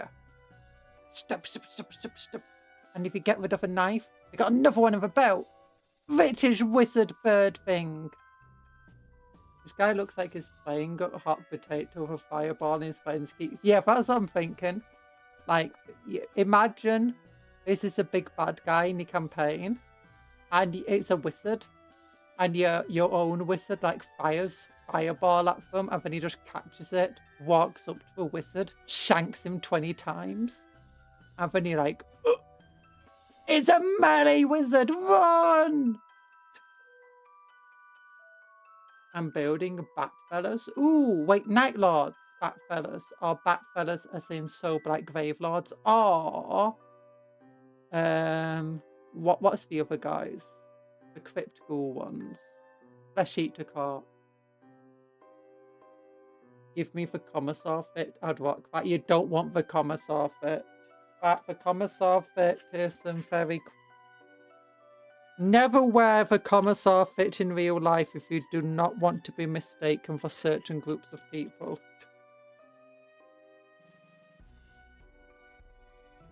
Night Lords. Oh, these guys are from my Night Lords army. My Tzeentch, my Night Lords all fell to chaos. Well, not all of them. But like 3/4 of them fell to the deep gods, the dark gods in the end. So we got a Nurgle army, a Tzeentchian army, and a Slaneshi one. Although the Slaneshi one's mostly just for cultists, the mortals fall into it. There's a very easy way to get the Commissar fit, but other Commissars won't like it. You just shoot the Commissar.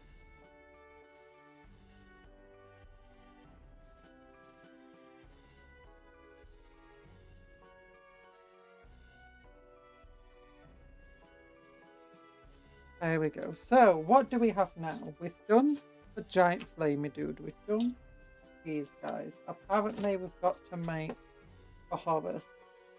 I've got some blue harvest. Do-do-do-do. Harvest beyond my comprehension. We need peace. Roku Jugo. Roku Jugo. That's 65 in English.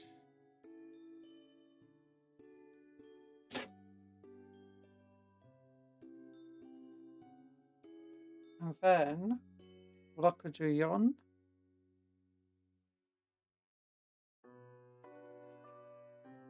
That's the face. So that's not those two. It's this one with his big old tongue sticking out.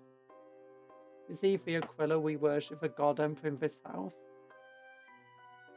I got Nemesis, Claw, Kill Team, Combat Patrol, 15 Raptors, Harkin, and a Helldrake so far. Ooh. Yeah, I finally decided to get the Combat Patrol for it. The Night Lords one. And I already had 2 Nemesis kill. So I got 3 Nemesis kill teams now. 2 of them are for Tzeentch, 1 of them's for Slanesh. 2 units of Plague Marines, which are converted to Night Lord bits. 2 bits of rubrics. 1 of them are made from actual rubrics. The other one's made up of disintegrate weapons, some for Horus Heresy and some Horus Heresy bodies, and some Legionnaire bodies, and Night Lord bits, and some rubric bits. 1 Forge Fiend so far, and a Terrorgeist turned into a Mauler Fiend. I have 1 Terminator squad that's been converted into Nurgly stuff. 68, which is Vlokojahachi. Hi, Mr. Sandwich. I exist. What a shocker. What a shocker. You won't exist for long. Num, num, num, num, num, num, num, num. Wait, what type of sandwich are you? Chicken and bacon with mayo.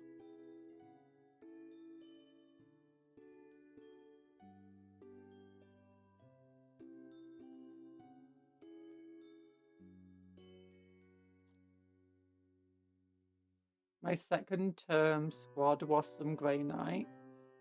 I ended up hating so Kit bashed them with spiky bits. Ooh. Grey Knights turned to chaos. I've got so far 1 loyalist turned into chaos.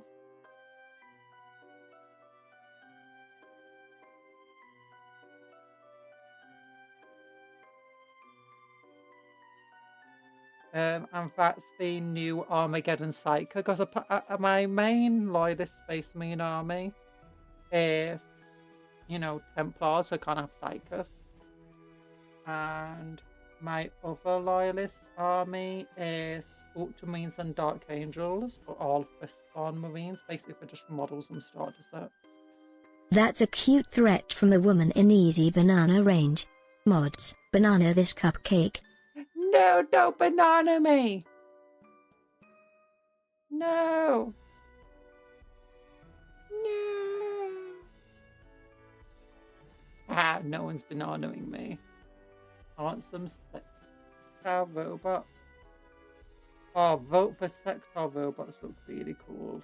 I have no idea what I'd use them as because I don't have Thousand Suns. I mean, I have some Rubric Marines and I have a Sorcerer. I could probably make a Thousand Suns army. Actually, I'll just take all my Tzeentch models except for Nemesis Claws.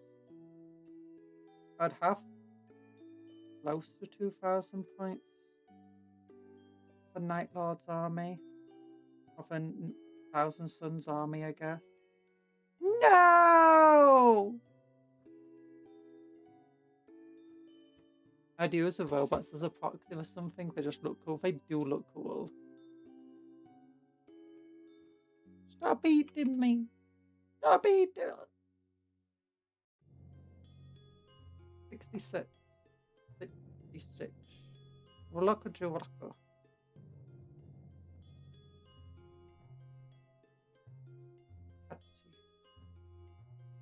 Jowloon, Jowlolinge, Jackbidding. There we go.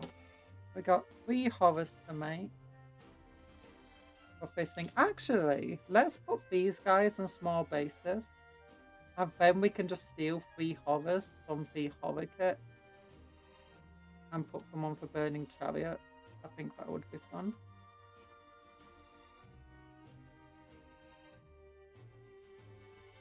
Yeah.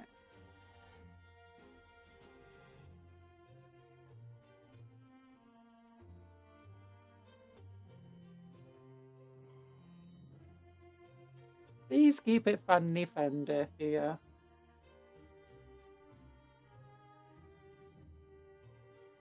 Please keep it funny, Mr. Sandwich.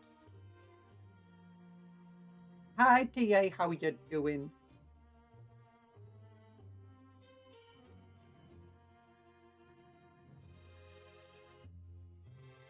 TA is no longer a watermelon. Yeah.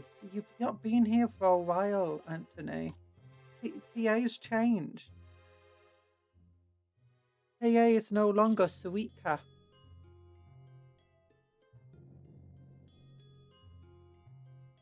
Okay, so we got Nanajuyon. 74. Then Nanajusan.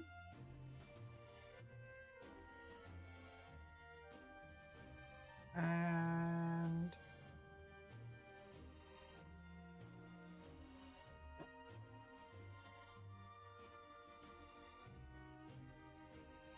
Nanajugo and Nanajuloko.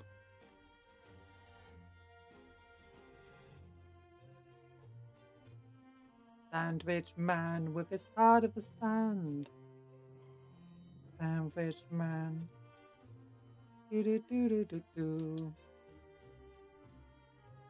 I don't like it. Return to melon. No. No. TA exists in a wheat field. TA is now Wheatfield TA.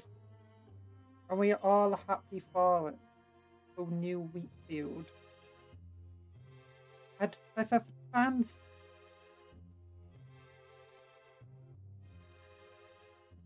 I've improved.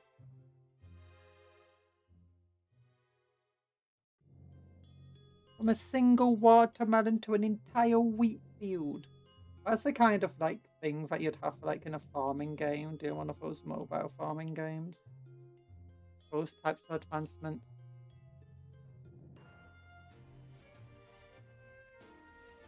There we go. No. Look at that, isn't there, Blue Harry? He just wants your hug. He just wants your hug. Oh, okay, hug.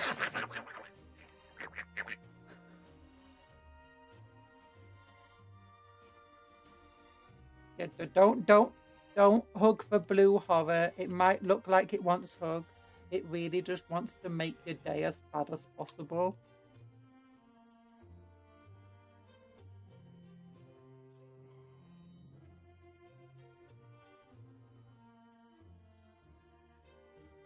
There we go. Oh. What? I'll put him over here. Yeah. And then we'll go over here. More blue horrors. Okay, we got 3 blue horrors. I wonder if we take 3 blue horrors, if it actually fit on the chariot or not. I didn't think about this before I decided. We'll put these ones on foot.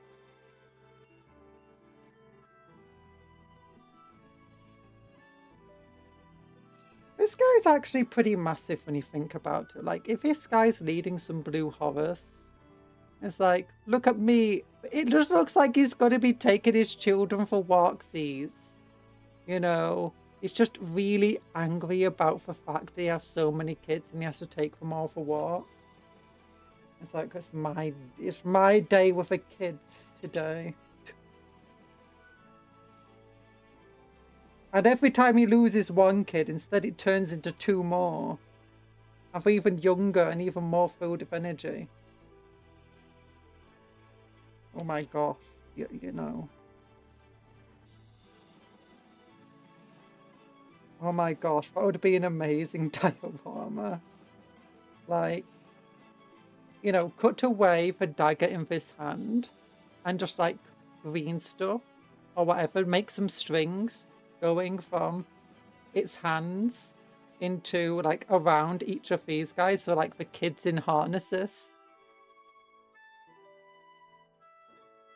He had one kid when he turned around, another one showed up and turned around and did more, and there's more. Never-ending amount of kids. But yeah, that would be amazing. Like just green stuff, you know, those child harnesses onto all of the blue horrors. Put some string, attach it to its hand, and it's like, Oh, the best diorama. It's like, I'm sorry about the kids. I keep telling the wife not to give them sugar. And she does. She does. They just start, you know, giving the baby and they just give them sugar. And then I have to deal with it. Because, you know, there's nothing you can do to stop them. They don't care. I teaching them manners, but no, they just want to bite everything. They want to set everything on fire. I mean, I guess I should probably get that from me and the wife. Wait, in this circumstance, would this be for wife?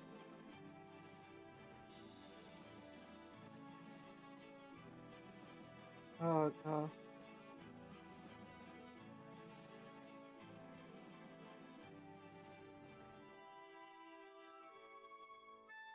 A pet dog. Princess.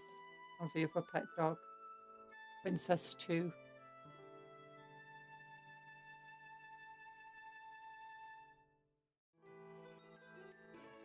Now when you think about it,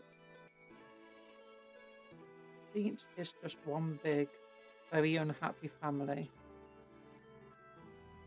The flamer being for wife would be horrendous. Why would it be horrendous? You don't like the flamer?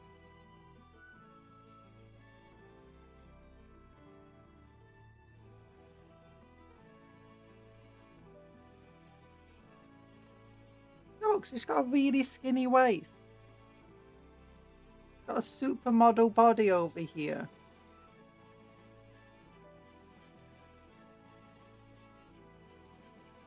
Famous singer, or famous rap artist, always spitting fire. Just don't ask her to roast you, you won't survive.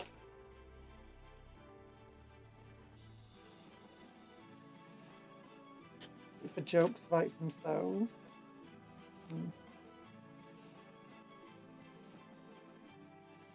Skinny waist, flexible too. See? All of the stereotypes in one. Chaos. Chaos can do anything.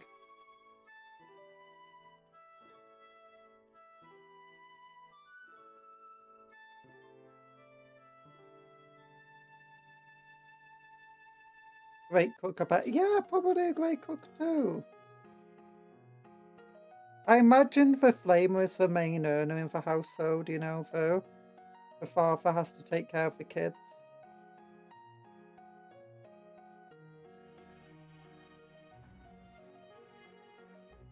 Everyone just says that the flamer could do better.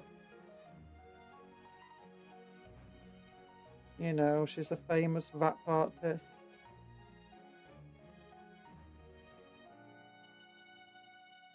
She's a great cook. Supermodel. Unfortunately, she had damaged one of the spikes. Trying to cut it off the spool. That's fine. It's just a bit of battle damage. It's just a bit of battle damage. It will buff out. It will buff out. Don't worry about it.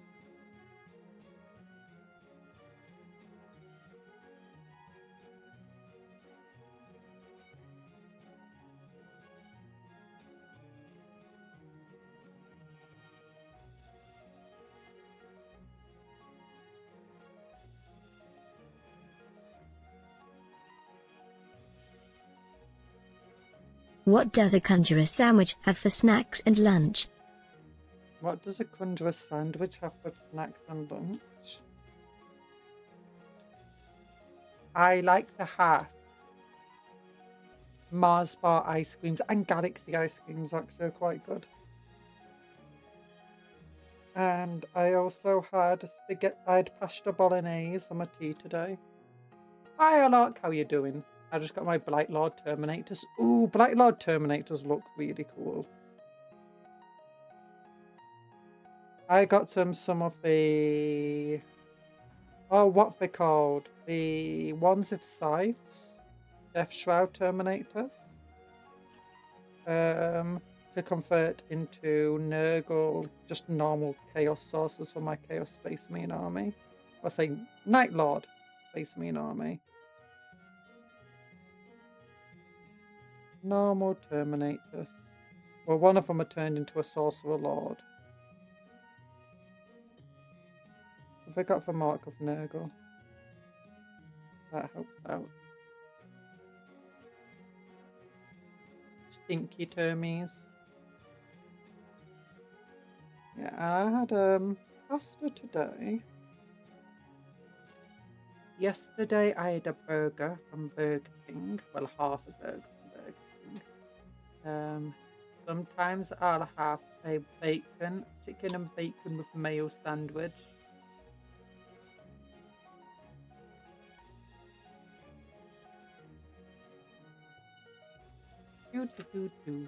We got a disc. It doesn't fly as well as I'd hope. It keeps wanting to flip over. I mean, what about this? Oh, it goes way better if you flip it over. Way better. Okay, but then it wants the spiky spikes. Spike, spike, spiky, spike. Okay, I want 13. Oh, wait, that. You stand, you go, you knee, and you yawn. At the 4 corners of a circle.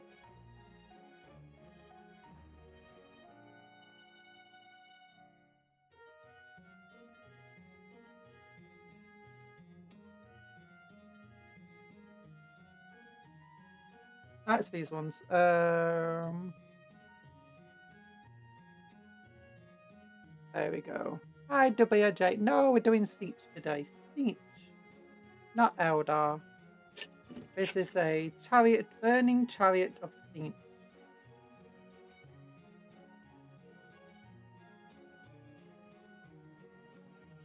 And we're going to be putting the big old flamer on it. And it's going to be dragged around by some screamers. So we now go pa, pa, pa, pa.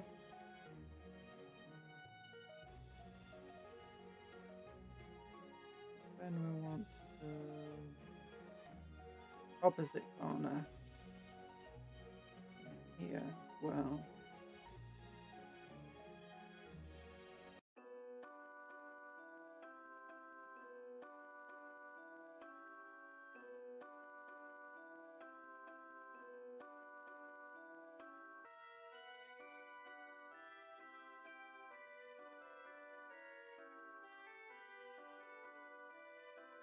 I have realised if you go Pact Bound Seller, you can get an enhancement that gives you Feel No Pain and the ability to battle shock enemy units if you go Mark of Tzeentch on a character.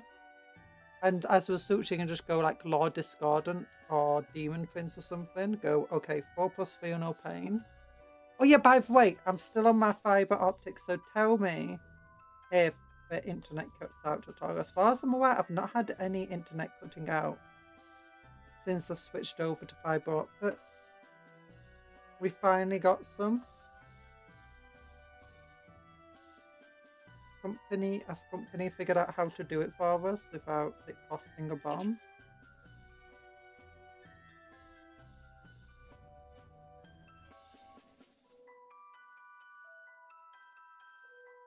Honestly, been amazing having super fast internet. Although a lot of the time, it doesn't really affect it too much.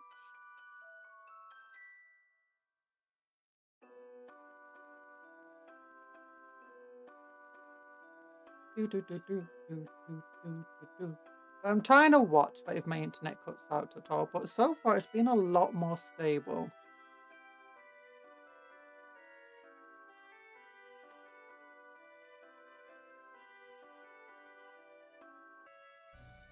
The main thing I've noticed with fast internet is just watching videos.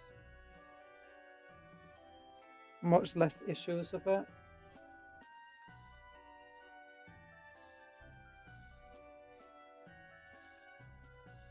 And downloading. When it comes to like opening websites, doing for like PDFs and stuff on the like for faction packs or Warhammer, I find it's not being any quicker really. It must just be for latency of the sites themselves. Oh, this. Oh my gosh, fiber internet, welcome to a modern age. No more down. Yeah, no more dial-up internet.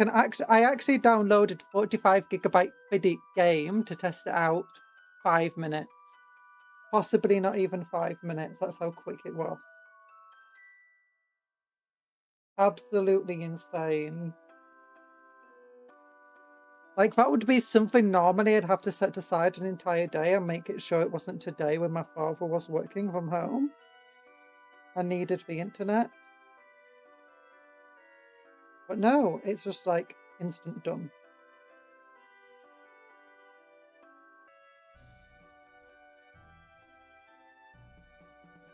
Literally, I started downloading the game, went downstairs to check the router so I could add my phone to the internet Congratulations, as well. Conjurer.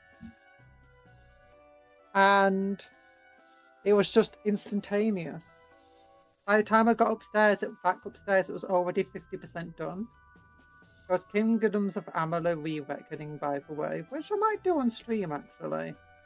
Well, one of the reasons why, you know, sometimes it takes me so long to get around to doing a game is because it's just trying to figure out when I can actually do it.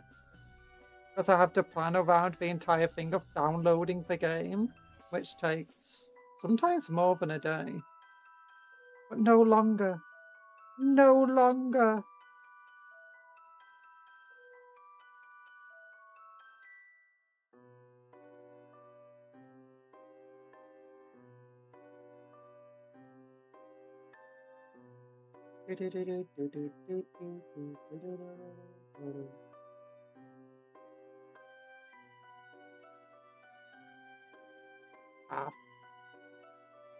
You have one less excuse now. One less excuse, it's true. Still need to get around to Halo 4. I've actually had Titanfall 2 downloaded for ages.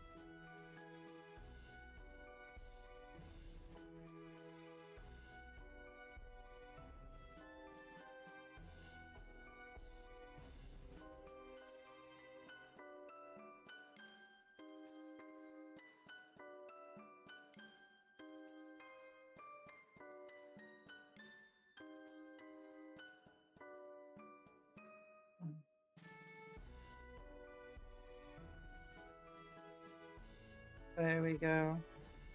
Can you keep your conversation on topic, Mr. Sandwich, please? There we go. Oh, it goes like this. That goes on like... Okay, still need to cut off the screw here.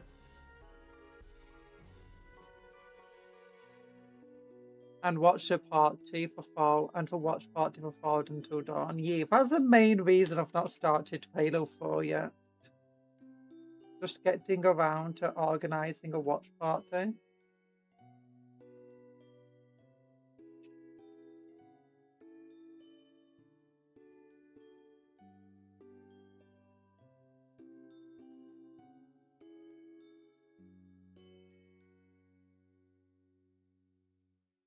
There we go, so it goes this way.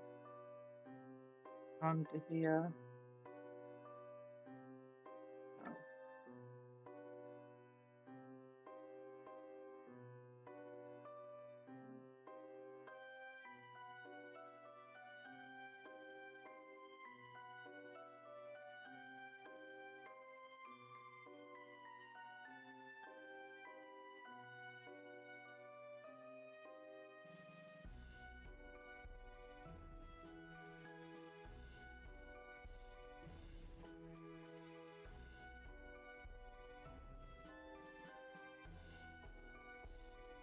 Been so long since you've played Halo for releasing a new game. For releasing a new game, what? It's only been, what, 20 years since the last game?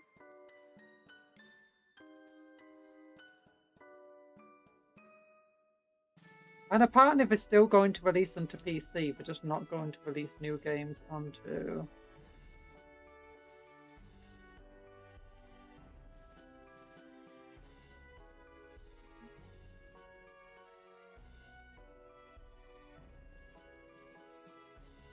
the other thing. Oh, it goes like this. So it explains it. Onto PS2, PS5, PS6, whatever the PlayStation is. I don't know. I don't do consoles. I've not done consoles in years.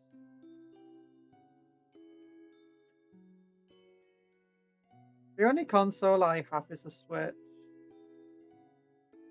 That's probably the only physical games I still do too. If I did have a console, I'd probably buy physical games though.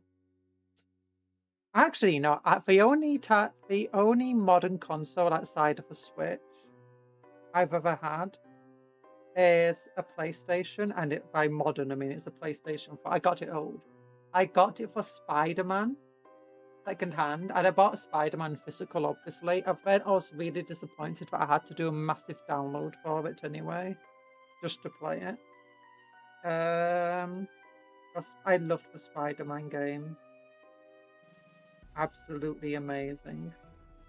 Yeah, I think I'll just glue this guy on. But I'll do these guys first, actually.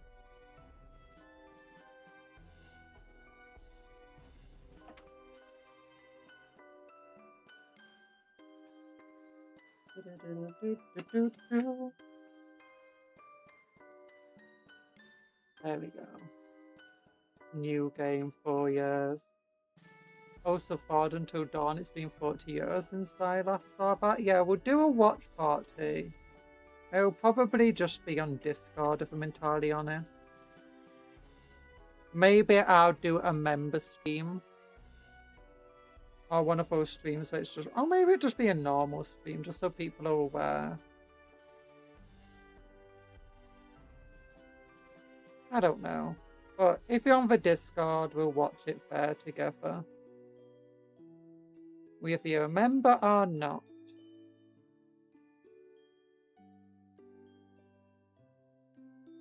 Can't believe PS6 will probably break $1,000 to buy. If it does, then you might as well just buy a computer at that point.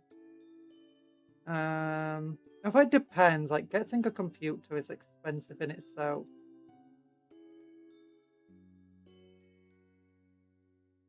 Like my computer, when I first got my computer, or this computer, it was like £1,000. Really top-end computer. Since then, I've updated the graphics card, mostly to get away from an NVIDIA. It's an AMD.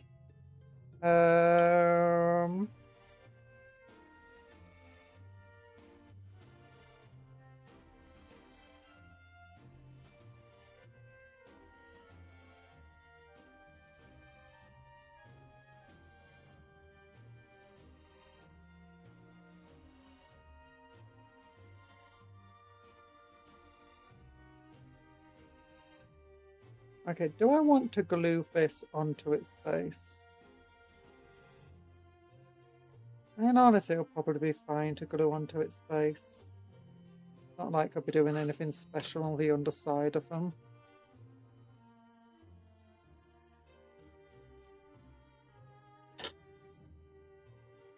Yeah, these things do not like being glued together. I remember that from last time.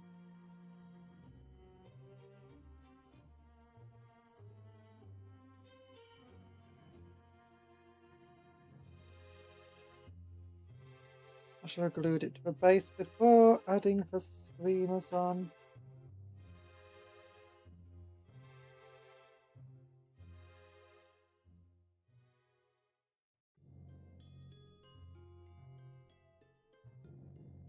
You know what? This top bit is getting in the way.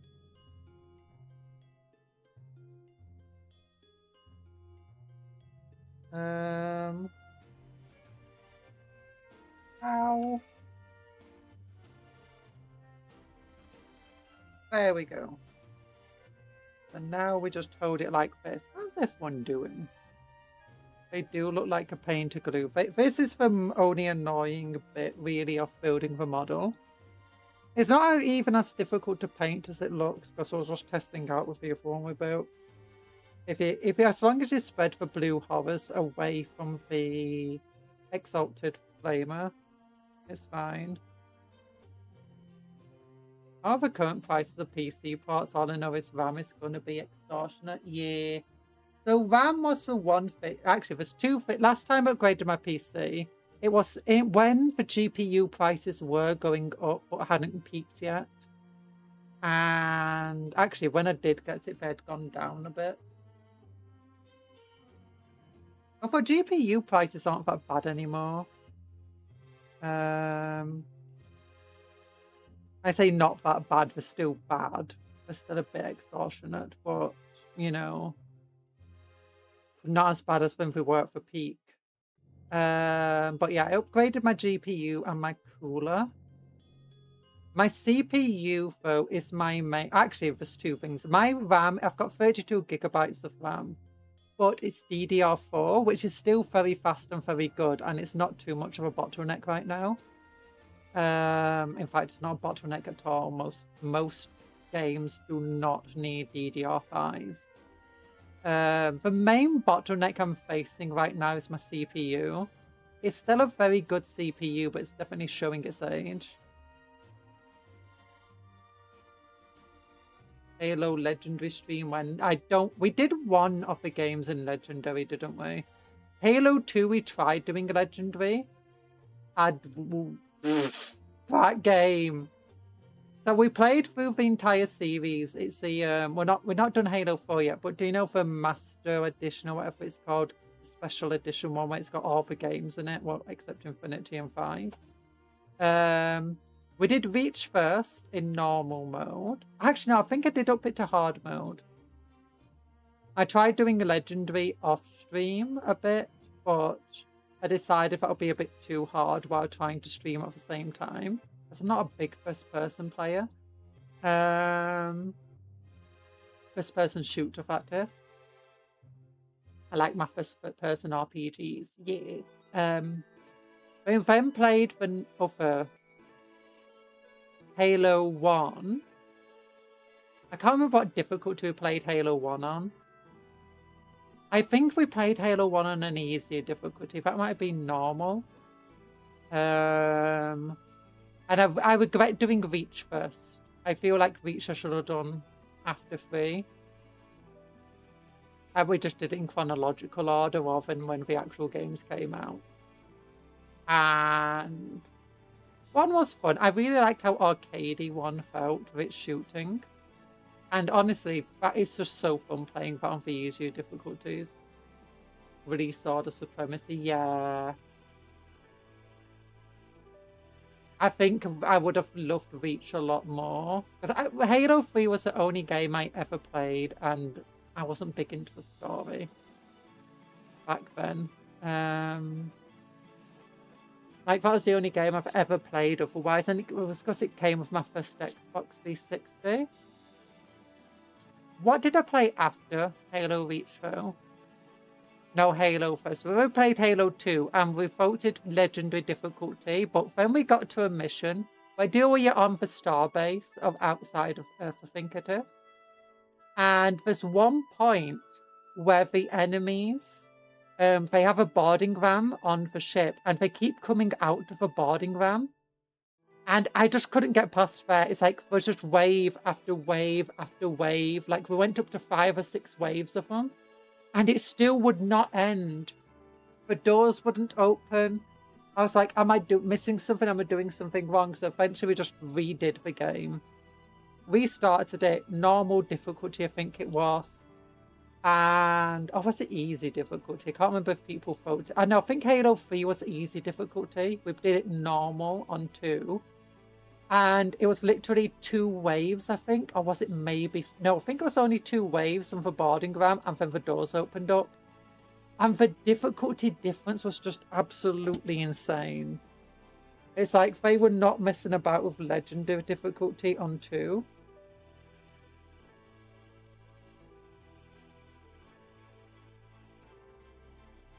In Halo 3, because I kept dying to gravity, everyone voted easy mode for Halo 3. And that was way too easy, and I still kept dying to gravity. You know, gravity is my worst. After stairs and door frames, gravity is my worst enemy.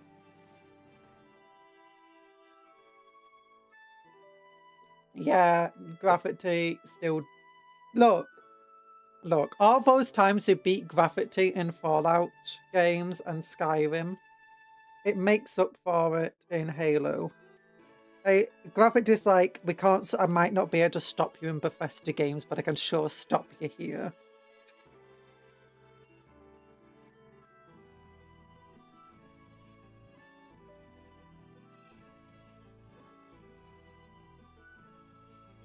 See, that's just the way these games go, you know, sometimes.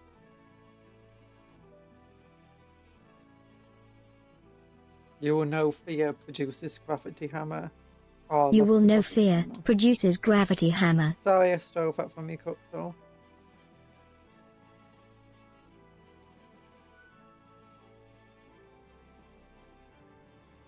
Now I just need to hold this in place. I've become numb to the Halo tricks after beating the whole thing with friends on Legendary. Oh. Then we did Halo. It wasn't Reach. ODST, yeah. Oh, I loved ODST with Nathan Fillion. I love it that was it in Halo 3? I heard Nathan Fillion's voice. I'm like, that's Nathan Fillion.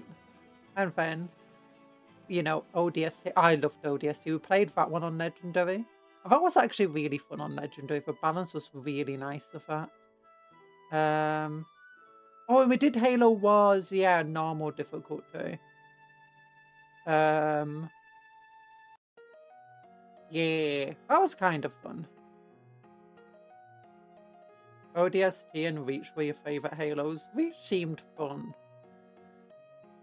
I feel like Reach would have had a much more emotional impact if I actually played through the first 3 games first. He voices the Marines in 2 and 3, yeah. I know we definitely heard him in 3.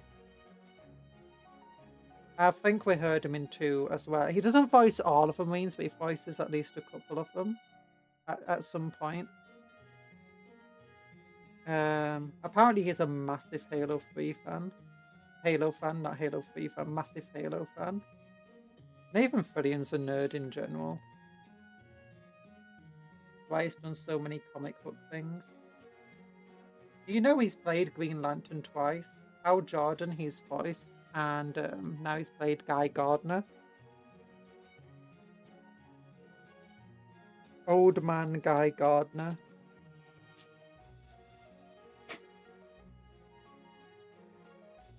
Of course, the ever-loved book in ODST. Yeah.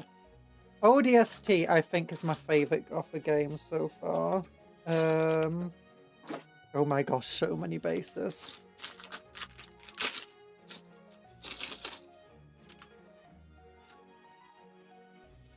We don't need the instructions of these guys. Okay, but I want 3 of the blue horrors to put onto the base here. For one, if I do like the blue horrors, but for one thing I would love is if they weren't just monopose. I mean, you might as well just make them push fit at this point. Okay, 2, 1, Ichi, Ni, San, Yon.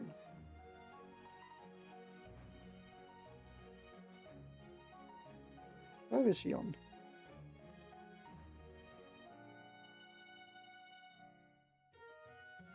That one.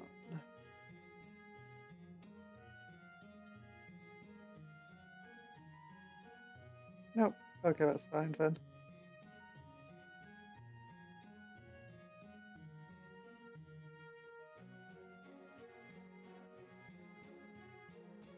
Bumblebag. Yeah. I'm not very good at the Halo games. I think there's 2 ways to play the Halo games too. You got the entire, you know, doing a legendary and trying to do as well as you can and as hard as you can, doing all the weird tricks. And then you've got the more, what I refer to, like, you know, the old school arcade shooter way of playing them, which I think the original Halo game is just the best for that sort of thing. Wait, don't put it on the legendary mode, just put it on the normal mode, and then you can just blitz people with the machine guns. And oh my gosh, I love the sniper pistol.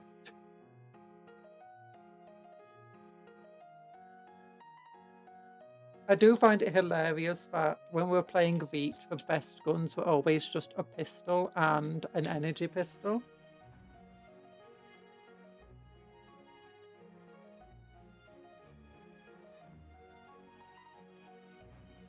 Not Reach,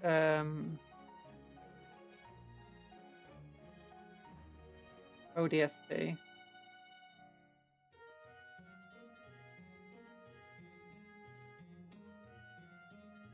But sometimes I just enjoy taking the big guns as you're going.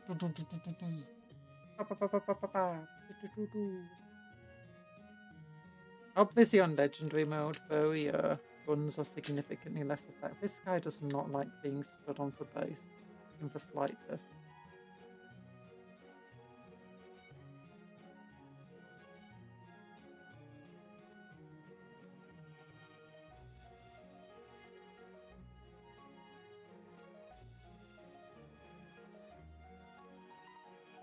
Okay, this guy I'll put on the thingamajig, the chariot. Actually, do I want to put him on the back of the little... He does have a little rock under his foot. That's the issue, I guess, of putting these guys on the chariot. We've got rocks on the feet.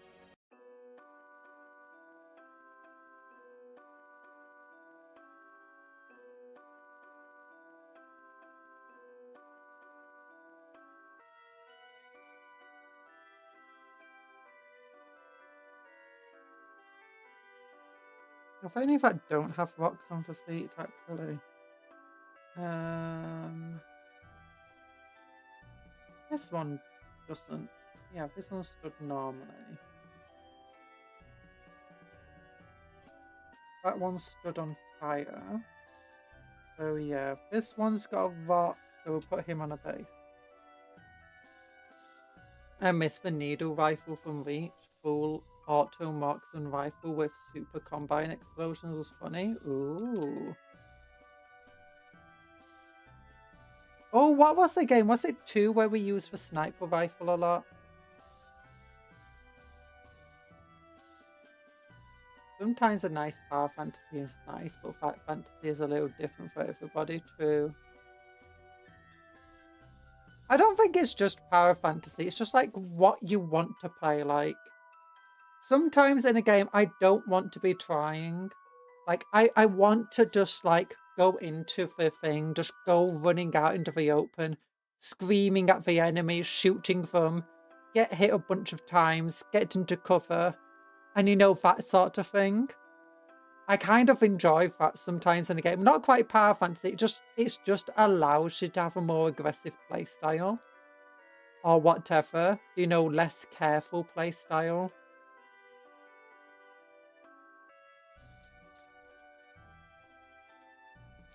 Because otherwise, like for harder difficulties, you have to be more careful, more whatever.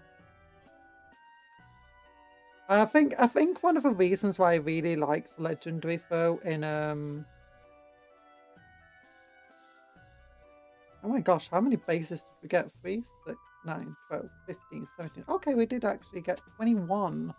So 1 too many. Yeah, 17, 18, 19, 20, 21. We got 1 too many bases. Nice. Needle rifle makes lasso a lot easier for sure.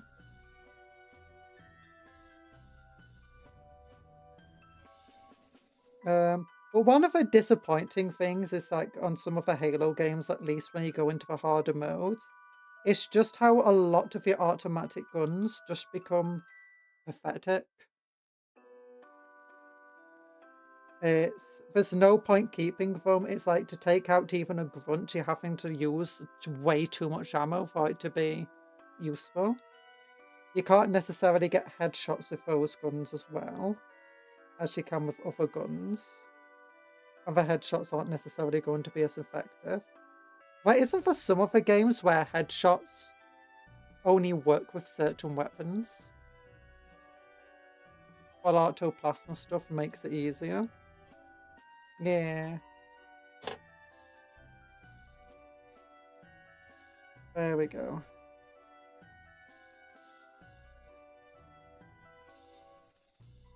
But yeah, in ODST, the fun thing about that is because you're playing a normal person, I kind of want it to be harder. Like when I'm playing a Spartan, I want to feel like a Spartan. But when you're playing ODST and you're just a normal person, trapped like in a city overrun by enemies, and it's basically a mini horror game. Legendary is not only just really well balanced, but it makes you want to play how you imagine the characters actually should be. It feels like the correct difficulty for the game.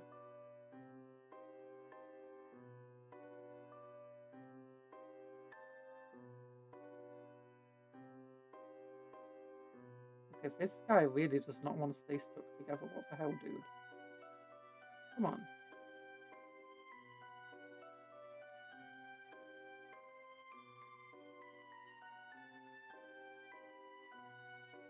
The sound effect is just not very fun.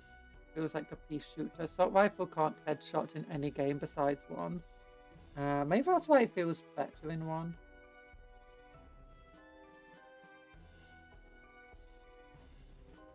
I just like how in most of the games, I say most of the games, in ODST 1, and I think, I can't remember which of the games it was. Not every single game for pistol is amazing.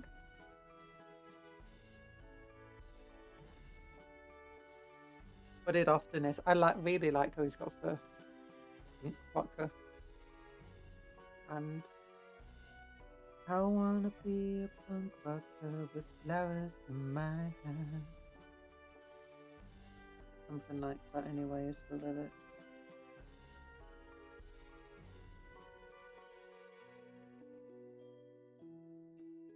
It's funny you say that since I feel like ODST, one of the legendaries that lets you go gun blazing, so most of it. Yeah, we did go guns blazing a few times. The game will still put you in your place if you get too over top, but if you play smart, you can get away with being aggressive. Yeah. There's definitely points where not only where it felt like we had to go aggressive, because you know where you got all the patrols and stuff, and sometimes, like, especially the way you have the situations where the enemy's actively attacking you, it's not just you come across a patrol, you've reached a point of the story where you have to fight the enemies. We're in an area as well where more patrols could come in. It really paid to be more aggressive in those areas, because the longer you wait, the more you try to be sneaky, the harder it's going to be to actually beat. And the enemies are just going to be absolutely rushing you, especially in the areas where you don't have any allies to work with. In the areas where you have allies to work with, I guess that's the other thing I liked about Reach on the hard mode, is that your allies actually felt good. If they weren't just being absent. Not Reach, ODST, sorry. I keep getting the names wrong. The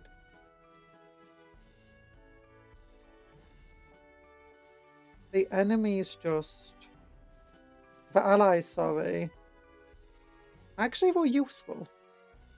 I don't know if we're doing a lot of damage, but for at least, you know, keeping the enemies occupied.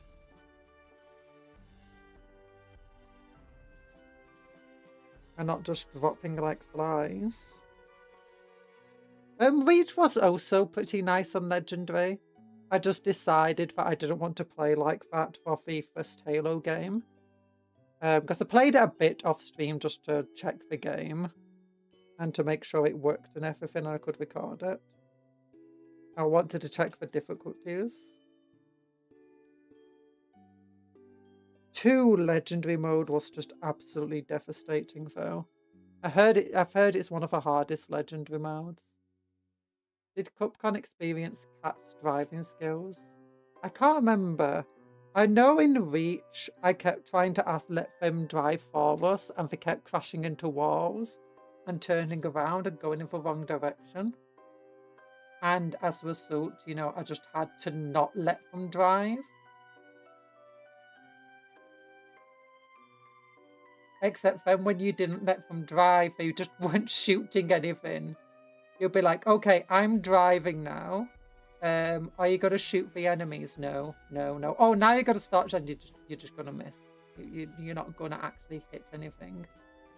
Okay, thank you, game. I really appreciate you being really bad.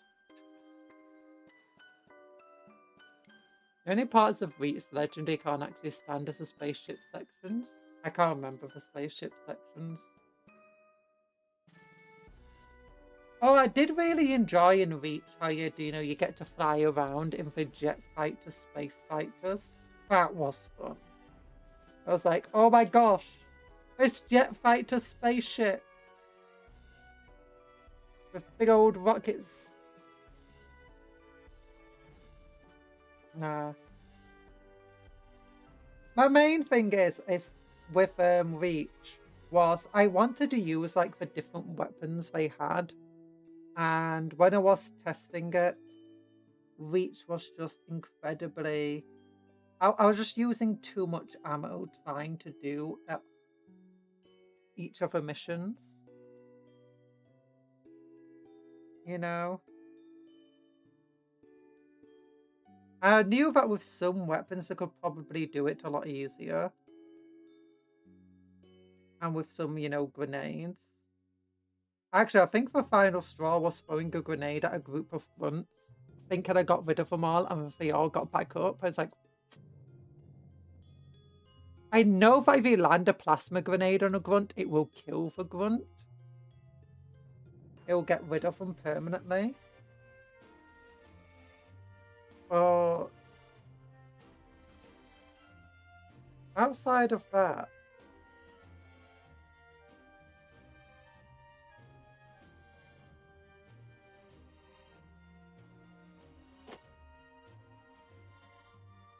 Look at the little tiny brimstone horrors.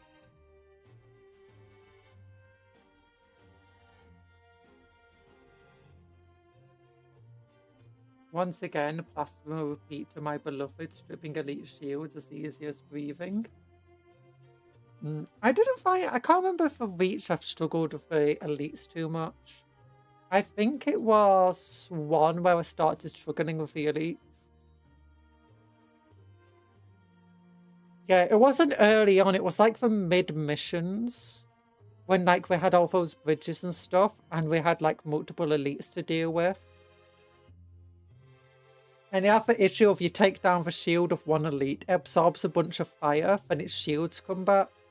Or, you know, you're then having to like duck and dodge. Get into cover because more elites are attacking you.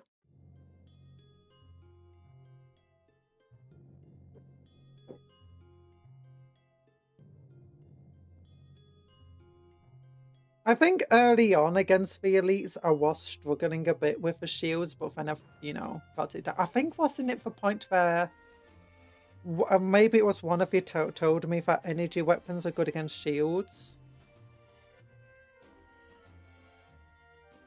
And for pistols and stuff. I don't think I liked the pistol in 1. I think it was 2 where we started using the pistol more. The energy pistol, that is.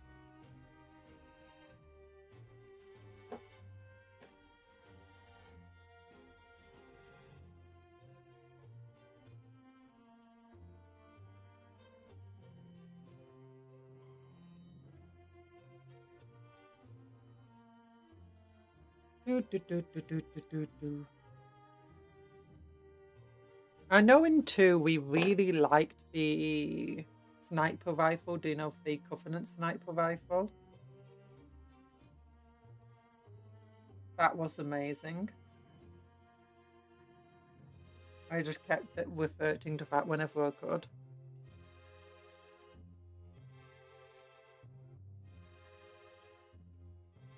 ODST was definitely the time that we were mostly using the pistol and plasma pistol.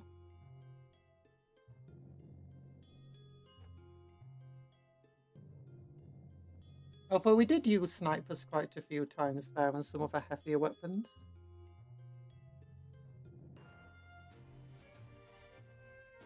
Oh wait, was it ODST where we could give the... Oh no, which of the games? Was it Halo 3 maybe?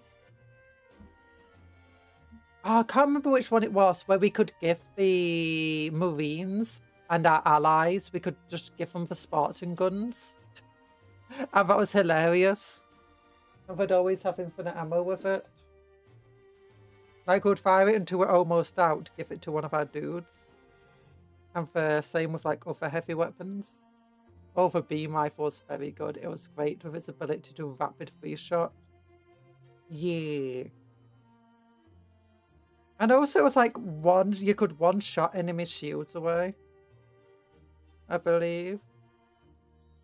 So you could one-shot their shields away, or like maybe two-tap them, and then just hit them in the head and go be like, yep, that one's down, that one's down, this one's down. And then you could just like take out enemy snipers before, you know, the AI can even spot you properly. And didn't we have a thing in ODST of having to counter sniper fire, and we found a rocket launcher nearby and we started counter snipering with a rocket launcher? You know, the easiest model to make in all of Warhammer is probably the Brimstone Horrors. Bing, bang, boom. It's done. No!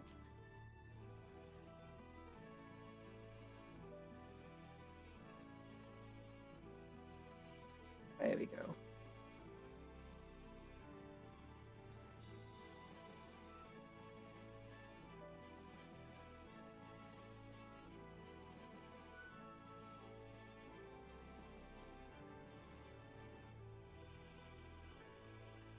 Ooh.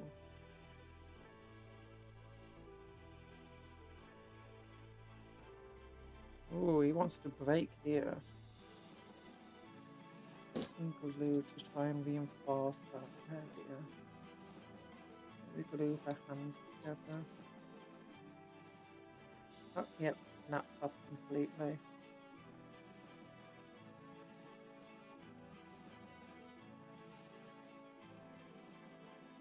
Oh no. You know, I said they're the easiest models to make, and now it's breaking and, you know, becoming a bit of a mess.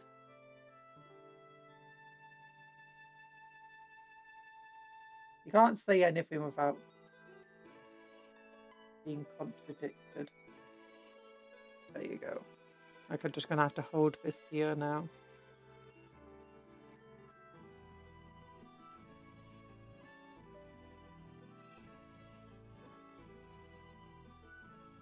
I think the beam rifle is probably my favorite weapon across the various games.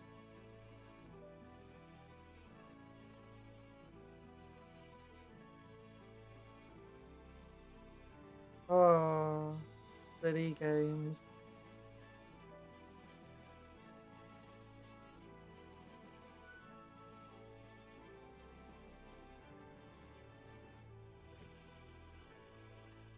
Do you think the new Halo game's gonna be good then? Because, I mean, after 5, people aren't exactly excited about Halo games. Absolutely not. How many microtransactions do you think they'll try pushing into it?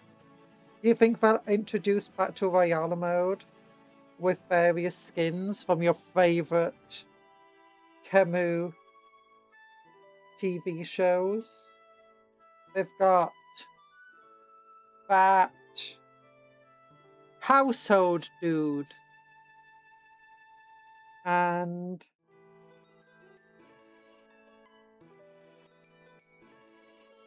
Miku's long lost sister.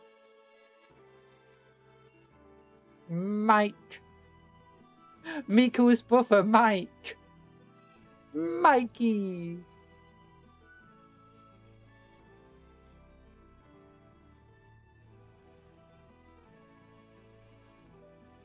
That'd actually be hilarious if he introduced that. I wouldn't even be upset.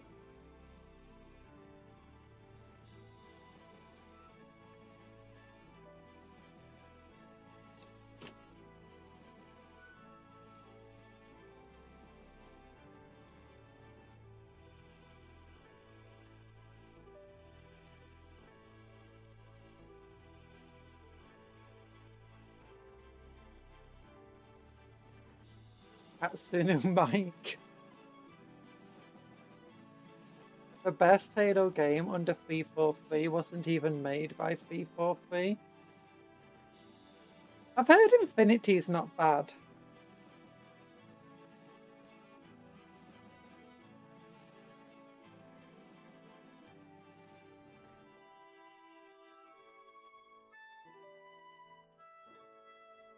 I might be wrong with that statement, but I've heard it's not bad.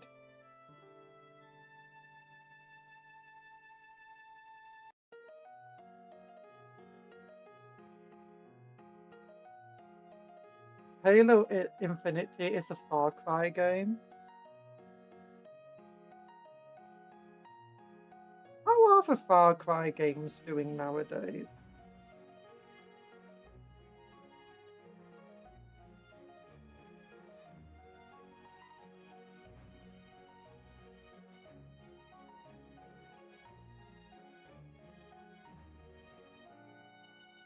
There we go.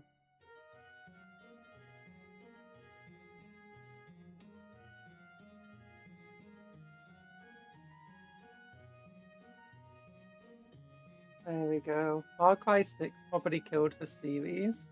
Which one was 6? Was that the one set in America and the nukes went off or something stupid? I never played the Far Cry games, but I did watch Jacksepticeye, I think, play through a bunch of them. Yeah, I had the one with the cool dictator dude, who, if you just give him 5 minutes, he'll give you control, and you know that's the good ending of the game. That's the best game. Is that 3 or is that 4? You got the one with the absolutely crazy dude who was in a bunch of adverts.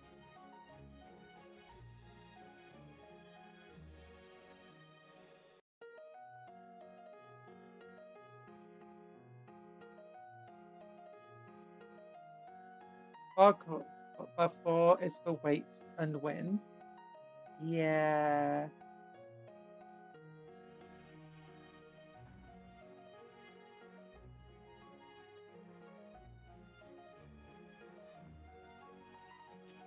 I don't know what 5 is.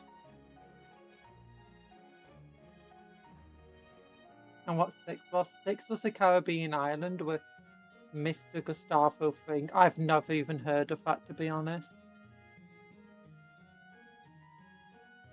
I didn't know if that was a thing. Just shows how out for loop I am. Living under a rock. I've heard people at first weren't very impressed about the idea of, you know, a Far Cry set in America. But I've heard from various groups and people that it's actually a really good and fun game. And I've seen some footage from it. I'm like, actually, that seems pretty good. But then I was tempted to play it, but when I saw some of the stuff in the story, I was like, I don't want to do that, if I'm entirely honest with you.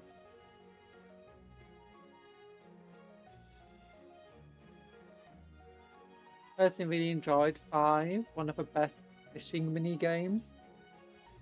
I know I had a bunch of like fun animals and stuff you could collect, but it was mostly the some of the story beats that put me off the game.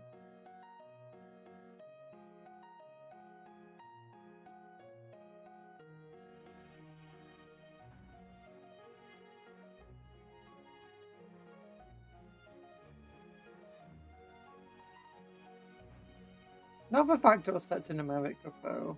Just some of the... No. Gave me the ick.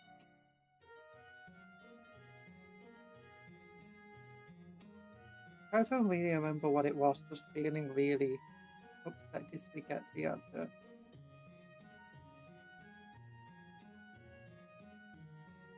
Okay, so we got the 3 blue horrors on the chariot now. So we just got the... How many bird brimstones do I have made? 3, 6, 8 brimstones are made, so we've only got 2 left. We've got 4 blue horrors on foot so far. 1 here, so that'll be 5, and then 1 more on for Spurmon.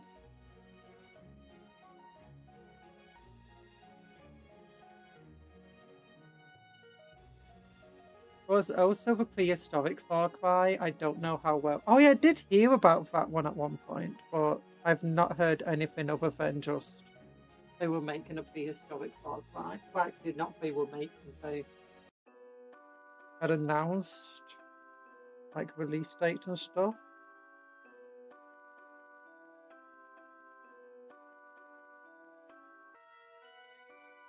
The idea of hungering and bungering around while hunting mammoths and being jumped by saber cats. Wait, is Skyrim. Oh, I really keep wanting to play Skyrim again. And I have been tempted, you know, completely clear out my Skyrim and Fallout 4 folders. Get Skyrim on GOG. And just, you know, install my mods onto GOG. So that any future updates we do. Oh, for my main issue, I have a bunch of the creation kit stuff. Because, you know, I got the Anniversary Edition free. I think I did get the next creation kit pack they did anyway. Because I'm not actually... I don't dislike the creation kit per se. I just wish if they didn't break the entire game for the creation kit. Every time they wanted to release something for it.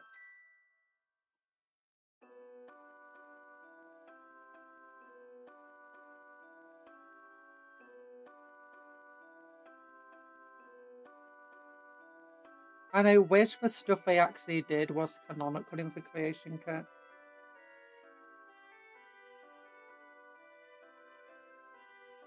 Like, if the quest lines of the creation kit were fully voice acted, were fully canonical stuff,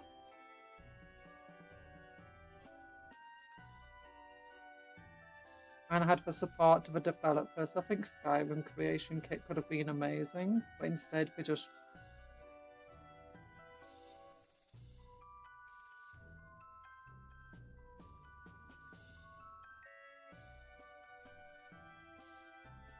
But Cup, in the immortal words of the mighty Todd of Howard, it just works. It doesn't work. Like, see, as if the creation kit has just absolutely destroyed my desire to play Skyrim. And there's not really been another good Skyrim-like game that I can find.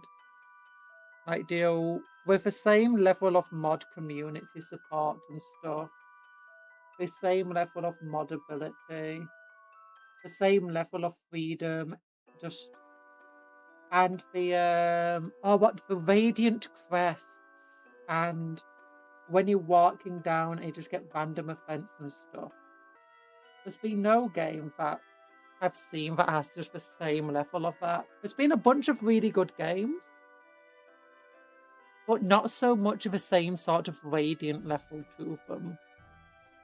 Hi, Comfy. Fallout New Vegas, lol. Yeah, we played Fallout New Vegas on the channel. That was kind of fun. The creation kit stuff was canon, but had massive implications. I'm not sure how to... Well, that's the thing. It's like, don't make the sort of stuff that they did. Instead, go, okay, we want to add Shigarath stuff to the game. Let's make a proper expansion with Shigarath in. let's make something cool with it. Instead, what they did is basically just said creation kit is basically paid mods with better support. Because that's the reason that every time the creation kit updates, it breaks the game. Because what they do is they do the same thing as with the DLC, where it's kind of integrated into the main layout of the game. So that you can have as much creation kit stuff loaded as you want, and it won't upset the amount of mods that you have. Whereas you know that if you keep adding mods to the game, it makes the game more and more unstable. The creation kit, the way it's loaded in, it doesn't add that same level of instability, or at least not from just having multiple things loaded in. Sometimes the creation kits aren't very well made, and that adds instability, but that's different. So it makes sense why they didn't do it the way they do. But if they're gonna go to that level, just go into like making it well. Get voice actors in. Add in like proper expanses to it. For, you know, for bigger creation kits. Sure, maybe you need to then charge a bit more money for them. Instead of charging a £5 for this quest, charge a £10 for it. But people will buy it. It's like, who are you kidding? People will still buy it. In fact, more people will probably buy it for a £10 if it's actually a decent expansion than if it's just a paid mod for £5. What are we doing today? We'll be building, be careful, this burning chariot, which we put for 3 burning horrors from the actual, 3 blue horrors from the actual chariot onto basis, and then took 3 normal blue horrors and put them on the chariot. I had to be careful not to get ones that were on rocks. And this also came with a chariot, and we made a little birdman who's catching a fireball and threatening to shank you. Isn't the standard questline creation club where you get to beat up a dragon skeleton rigged Molag Bal? I have not seen that. I know that there's a big Stendor questline mod, but that wasn't a creation club mod. That was like a really old, that's been worked on for ages. Huge expansion mod.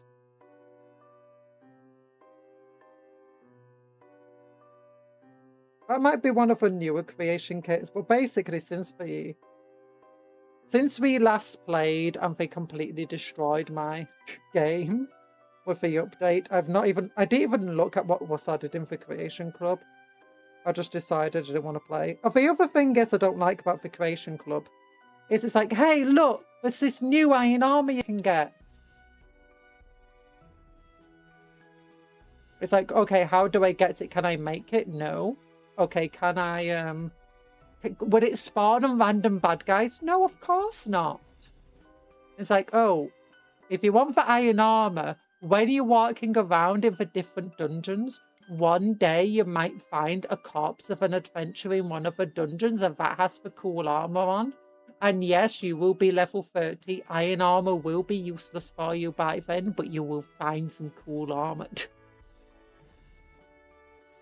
And it's just like, they've got so many cool armor sets and clothing sets that if they could have very easily dispersed, they could have added it to the loot tables. They could have made it so bandits spawn with it. It took me all of 25 seconds to do that. When I say 25 seconds, probably a bit longer to load everything up. But once I had all of the different things for modding the game loaded up, all I had to do was select this, add it to loot tables, bing, bang, boom. That's all they needed to do. And I don't, because there's just so many creation club stuff, it's like, why? Why can't you just... And for one that's most disappointing for me, for the stuff I added in, is... And this one was the one where it actually took me a hell of a lot of work to fix it all up. It's... Do you know Solstheim, where you got Raven Rock, a little dark elf colony? But it's a creation club thing that adds in.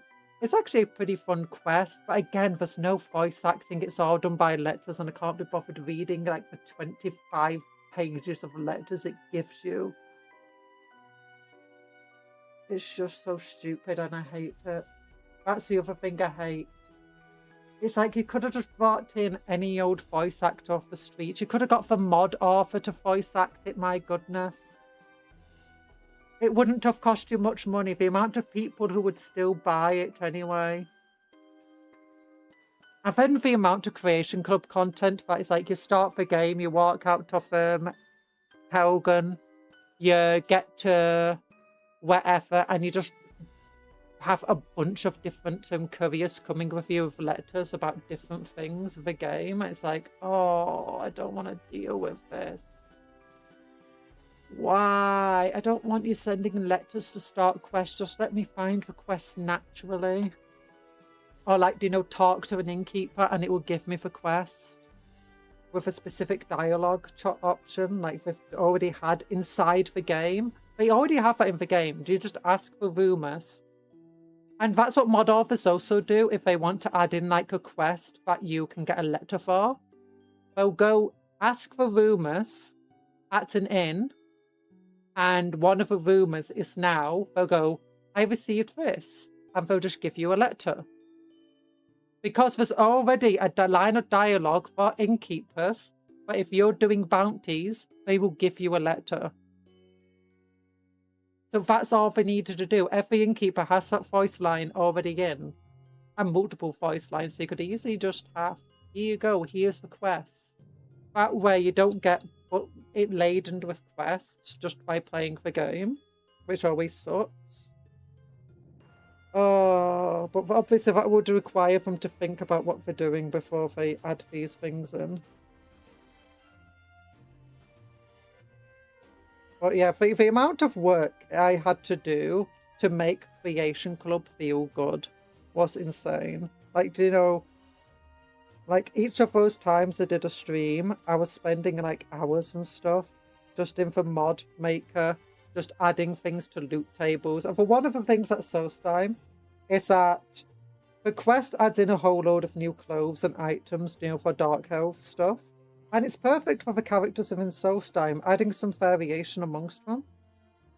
So I spent hours just going through, like, here's all of my Dark Elf clothes options. And I did add a couple of other Dark Elf mods in to just discuss it all around.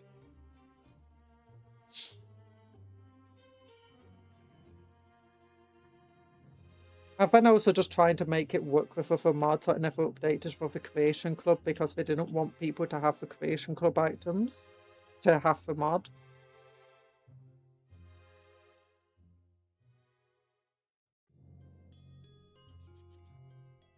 Yeah, sorry, this stream just turned into me complaining about Creation Club. I apologize. The thing is, I would like it. That's what I don't like about it. It's like, if it's actually... If it was done well... Old lady yells at Bethesda. After finding out some more of outfits were locked behind Creation Club, my anger was immense. Yeah... The horse armor in Creation Club was hilarious, though. At least they gave it you for free.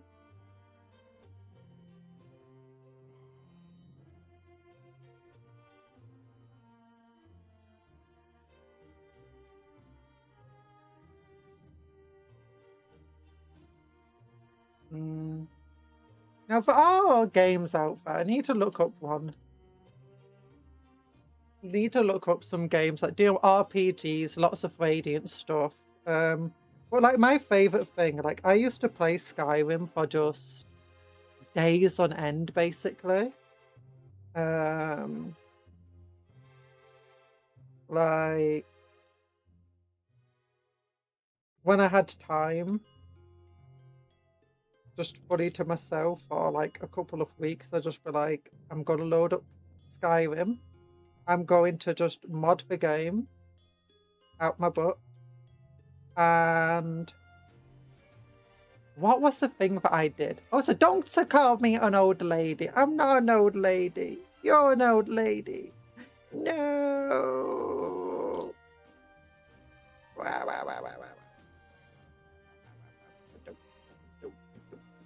Ooh, I wasn't paying attention to what numbers of pieces I was using. I'm guessing this one.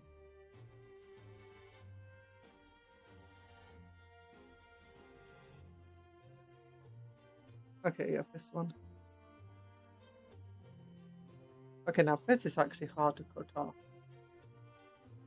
without damaging the model.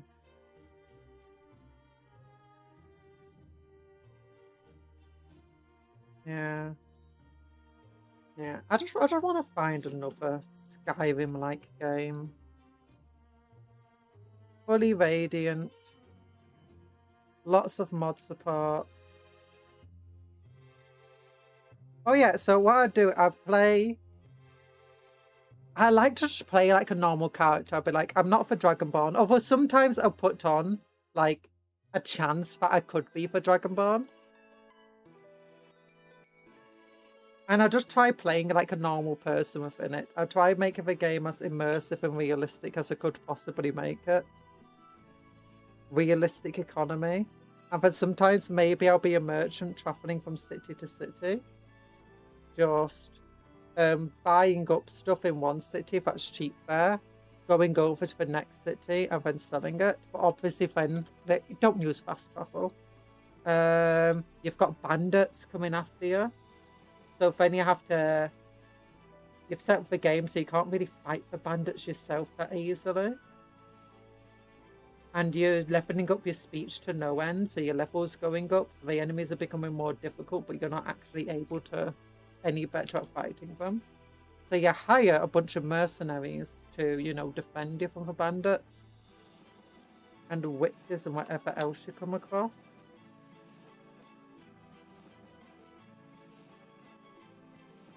And you run away from them whenever there's too many. And hope your mercenaries can keep up. And if they can't, you just get new mercenaries. It's fine.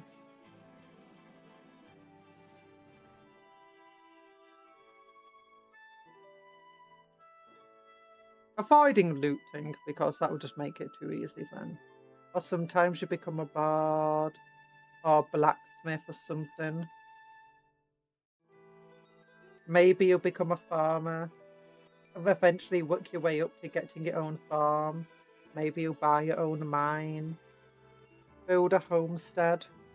I just really enjoyed the role-playing aspect of the game. And, you know, not necessarily having to do any of the fighting. And I liked adding, you know, for different quest mods, like the ones where all you're doing is doing deliveries and stuff like that. So not every single Radiant quest is going to be kill this person, whatever.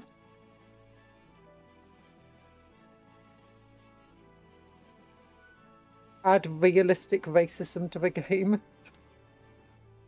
Be a dark elf in Windhelm. Can't sleep at the candle hearth.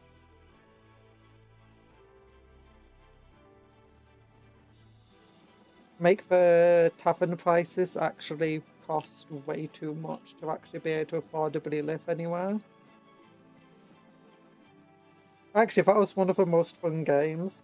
Where renting was way too expensive. Like, it was just not affordable to keep renting every single night. But equally, I couldn't afford to buy a house, partly because my money kept going to rent. I was like, oh my gosh, I just turned this into real life, what the heck? Real life simulator going in. Oh god. You can see, you can see why I'm upset whenever Skyrim updates and my mods all break. And then a bunch of mod authors quit, so then I have to make the mods myself work.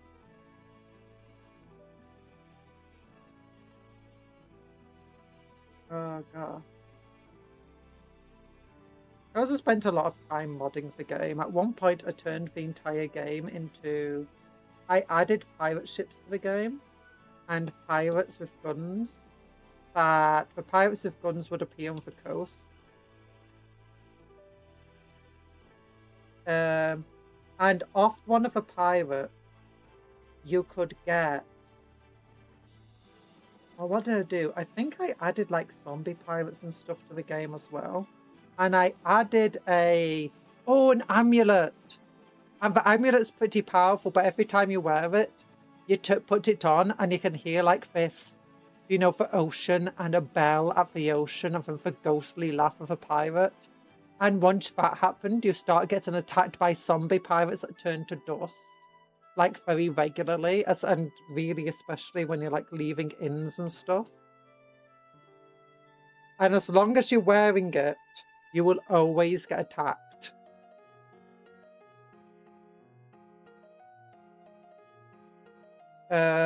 Actually, I can't. Yeah, you had to wear it.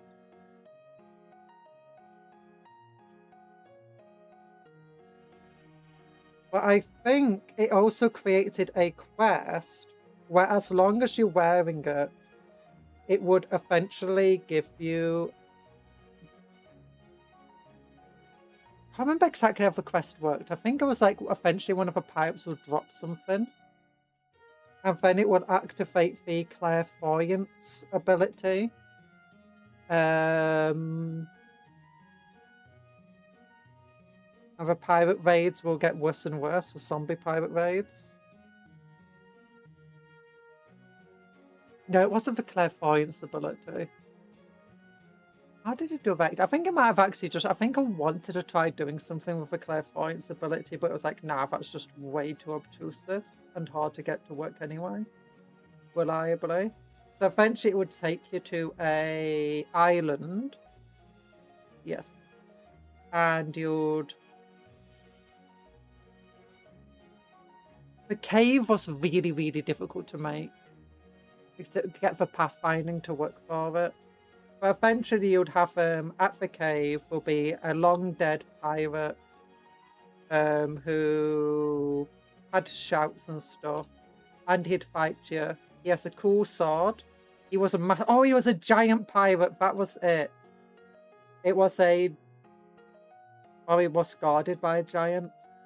It was really difficult trying to get the because what I did is just took the mod and just made it bigger, like twice as big as a normal person. And it was really difficult to try and make it work. And he had a giant magic weapon, but when he dropped the magic weapon and he picked it up, it just became a normal sized weapon. And eventually it just added a thing to, you know, a magical effect to it. But all it did was give a description. And the magic weapon changes size of the user, because I just couldn't get it to work where it would stay the same size. And it also dropped a magic gun that fired energy blasts. And that one was fun to make. That was actually the first thing I made when I got a hold of the gun model. Just turned it into an energy gun and was like, this is way too powerful. I now need to add a quest line to it. By the way, I never made the mod public. I just did that all by myself, and then I used it twice and I never used it again. I love yelling at Bethesda. Bethesda deserves to be yelled at. But here we go! Literally just 10 minutes over time, and we got it done. Another burning chariot. Now I need to put magnets on everyone's bases. Yeah, I guess I'm going to have to make a Tzeentch demon list, or maybe a Thousand Sun list. And what would a Thousand Sun list have in it? It would have 2 lots of blue horrors, a burning chariots. Oh no, the Thousand Suns can't take the change casters. Yeah, sucks. I wish the mono gods got access to all of the demons of their god faction, not just a handful of them. Because you don't get access to all of the demons as Corn either. Like, you don't get access to the characters, you only get access to the Bloodthirsters. And Scarbrand.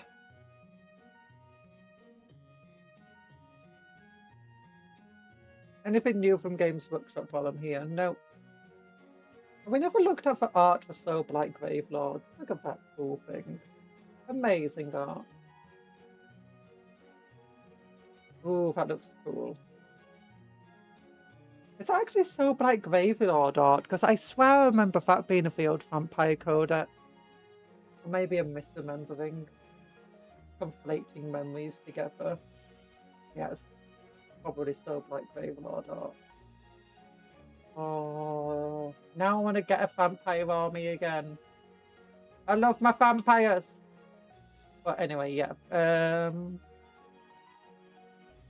you don't get access to the generic demon. You get access to bloodletters. You get access to a bloodfist, but you get no other demon characters. Like if we create list, chaos, thousand suns, create list. We need detachment. Is it change host? Yeah, be change host. Battle size, quick 2000. Force suspicion, reconnaissance, I guess. Okay, you get for Brayherd, Chieftain, and Shaman, Demon Prince. I guess you do get access to the Crucible characters, that's about it. Exalted Sorcerer and Disc of Tzeentch. Infernal Master, that's a Space Marine. Lord of Change. Yeah, you don't get access to any of the demon characters here, you just get access to the Lord of Change and Kairos State Reaver. Which sucks. I'd have to make an actual proper demon list, I guess.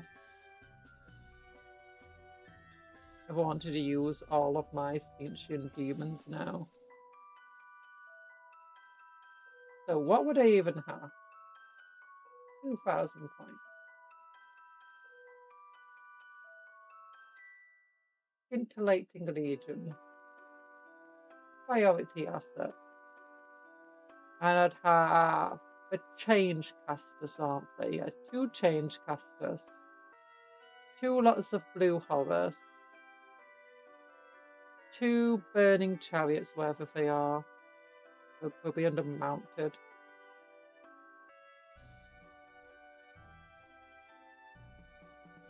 Yeah, 600 points. I guess I could have Flux Masters as well. And if we actually make it so it would just be everything, like Cavalier of Chaos or something.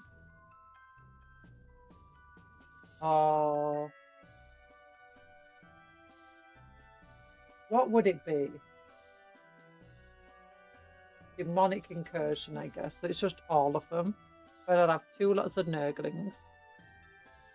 2 Soul Grinders of Nurgle. 2 lots of Demonette. A lot of Fiends. 1 lot of Seekers. That's 1,400 points. And I guess I've got the Blood Crushers as well. 6 of them. And 2 lots of Bloodletters. And a Bloodfister. And I want to get at least 1 unit of Counts. Yeah, that's 2,205 points. I have a lot of demons. Anyway, I got distracted by. Oh yeah, thanks for coming to the stream anyway. We've made a look at these little dudes. They're so tiny. Look how tiny they are next to one of these dudes. One of the blue horrors. The brimstone horrors next to the blue horrors. I have a blue horror next to the change caster. I have a change caster next to the burning chariot of the exalted flamer. Next to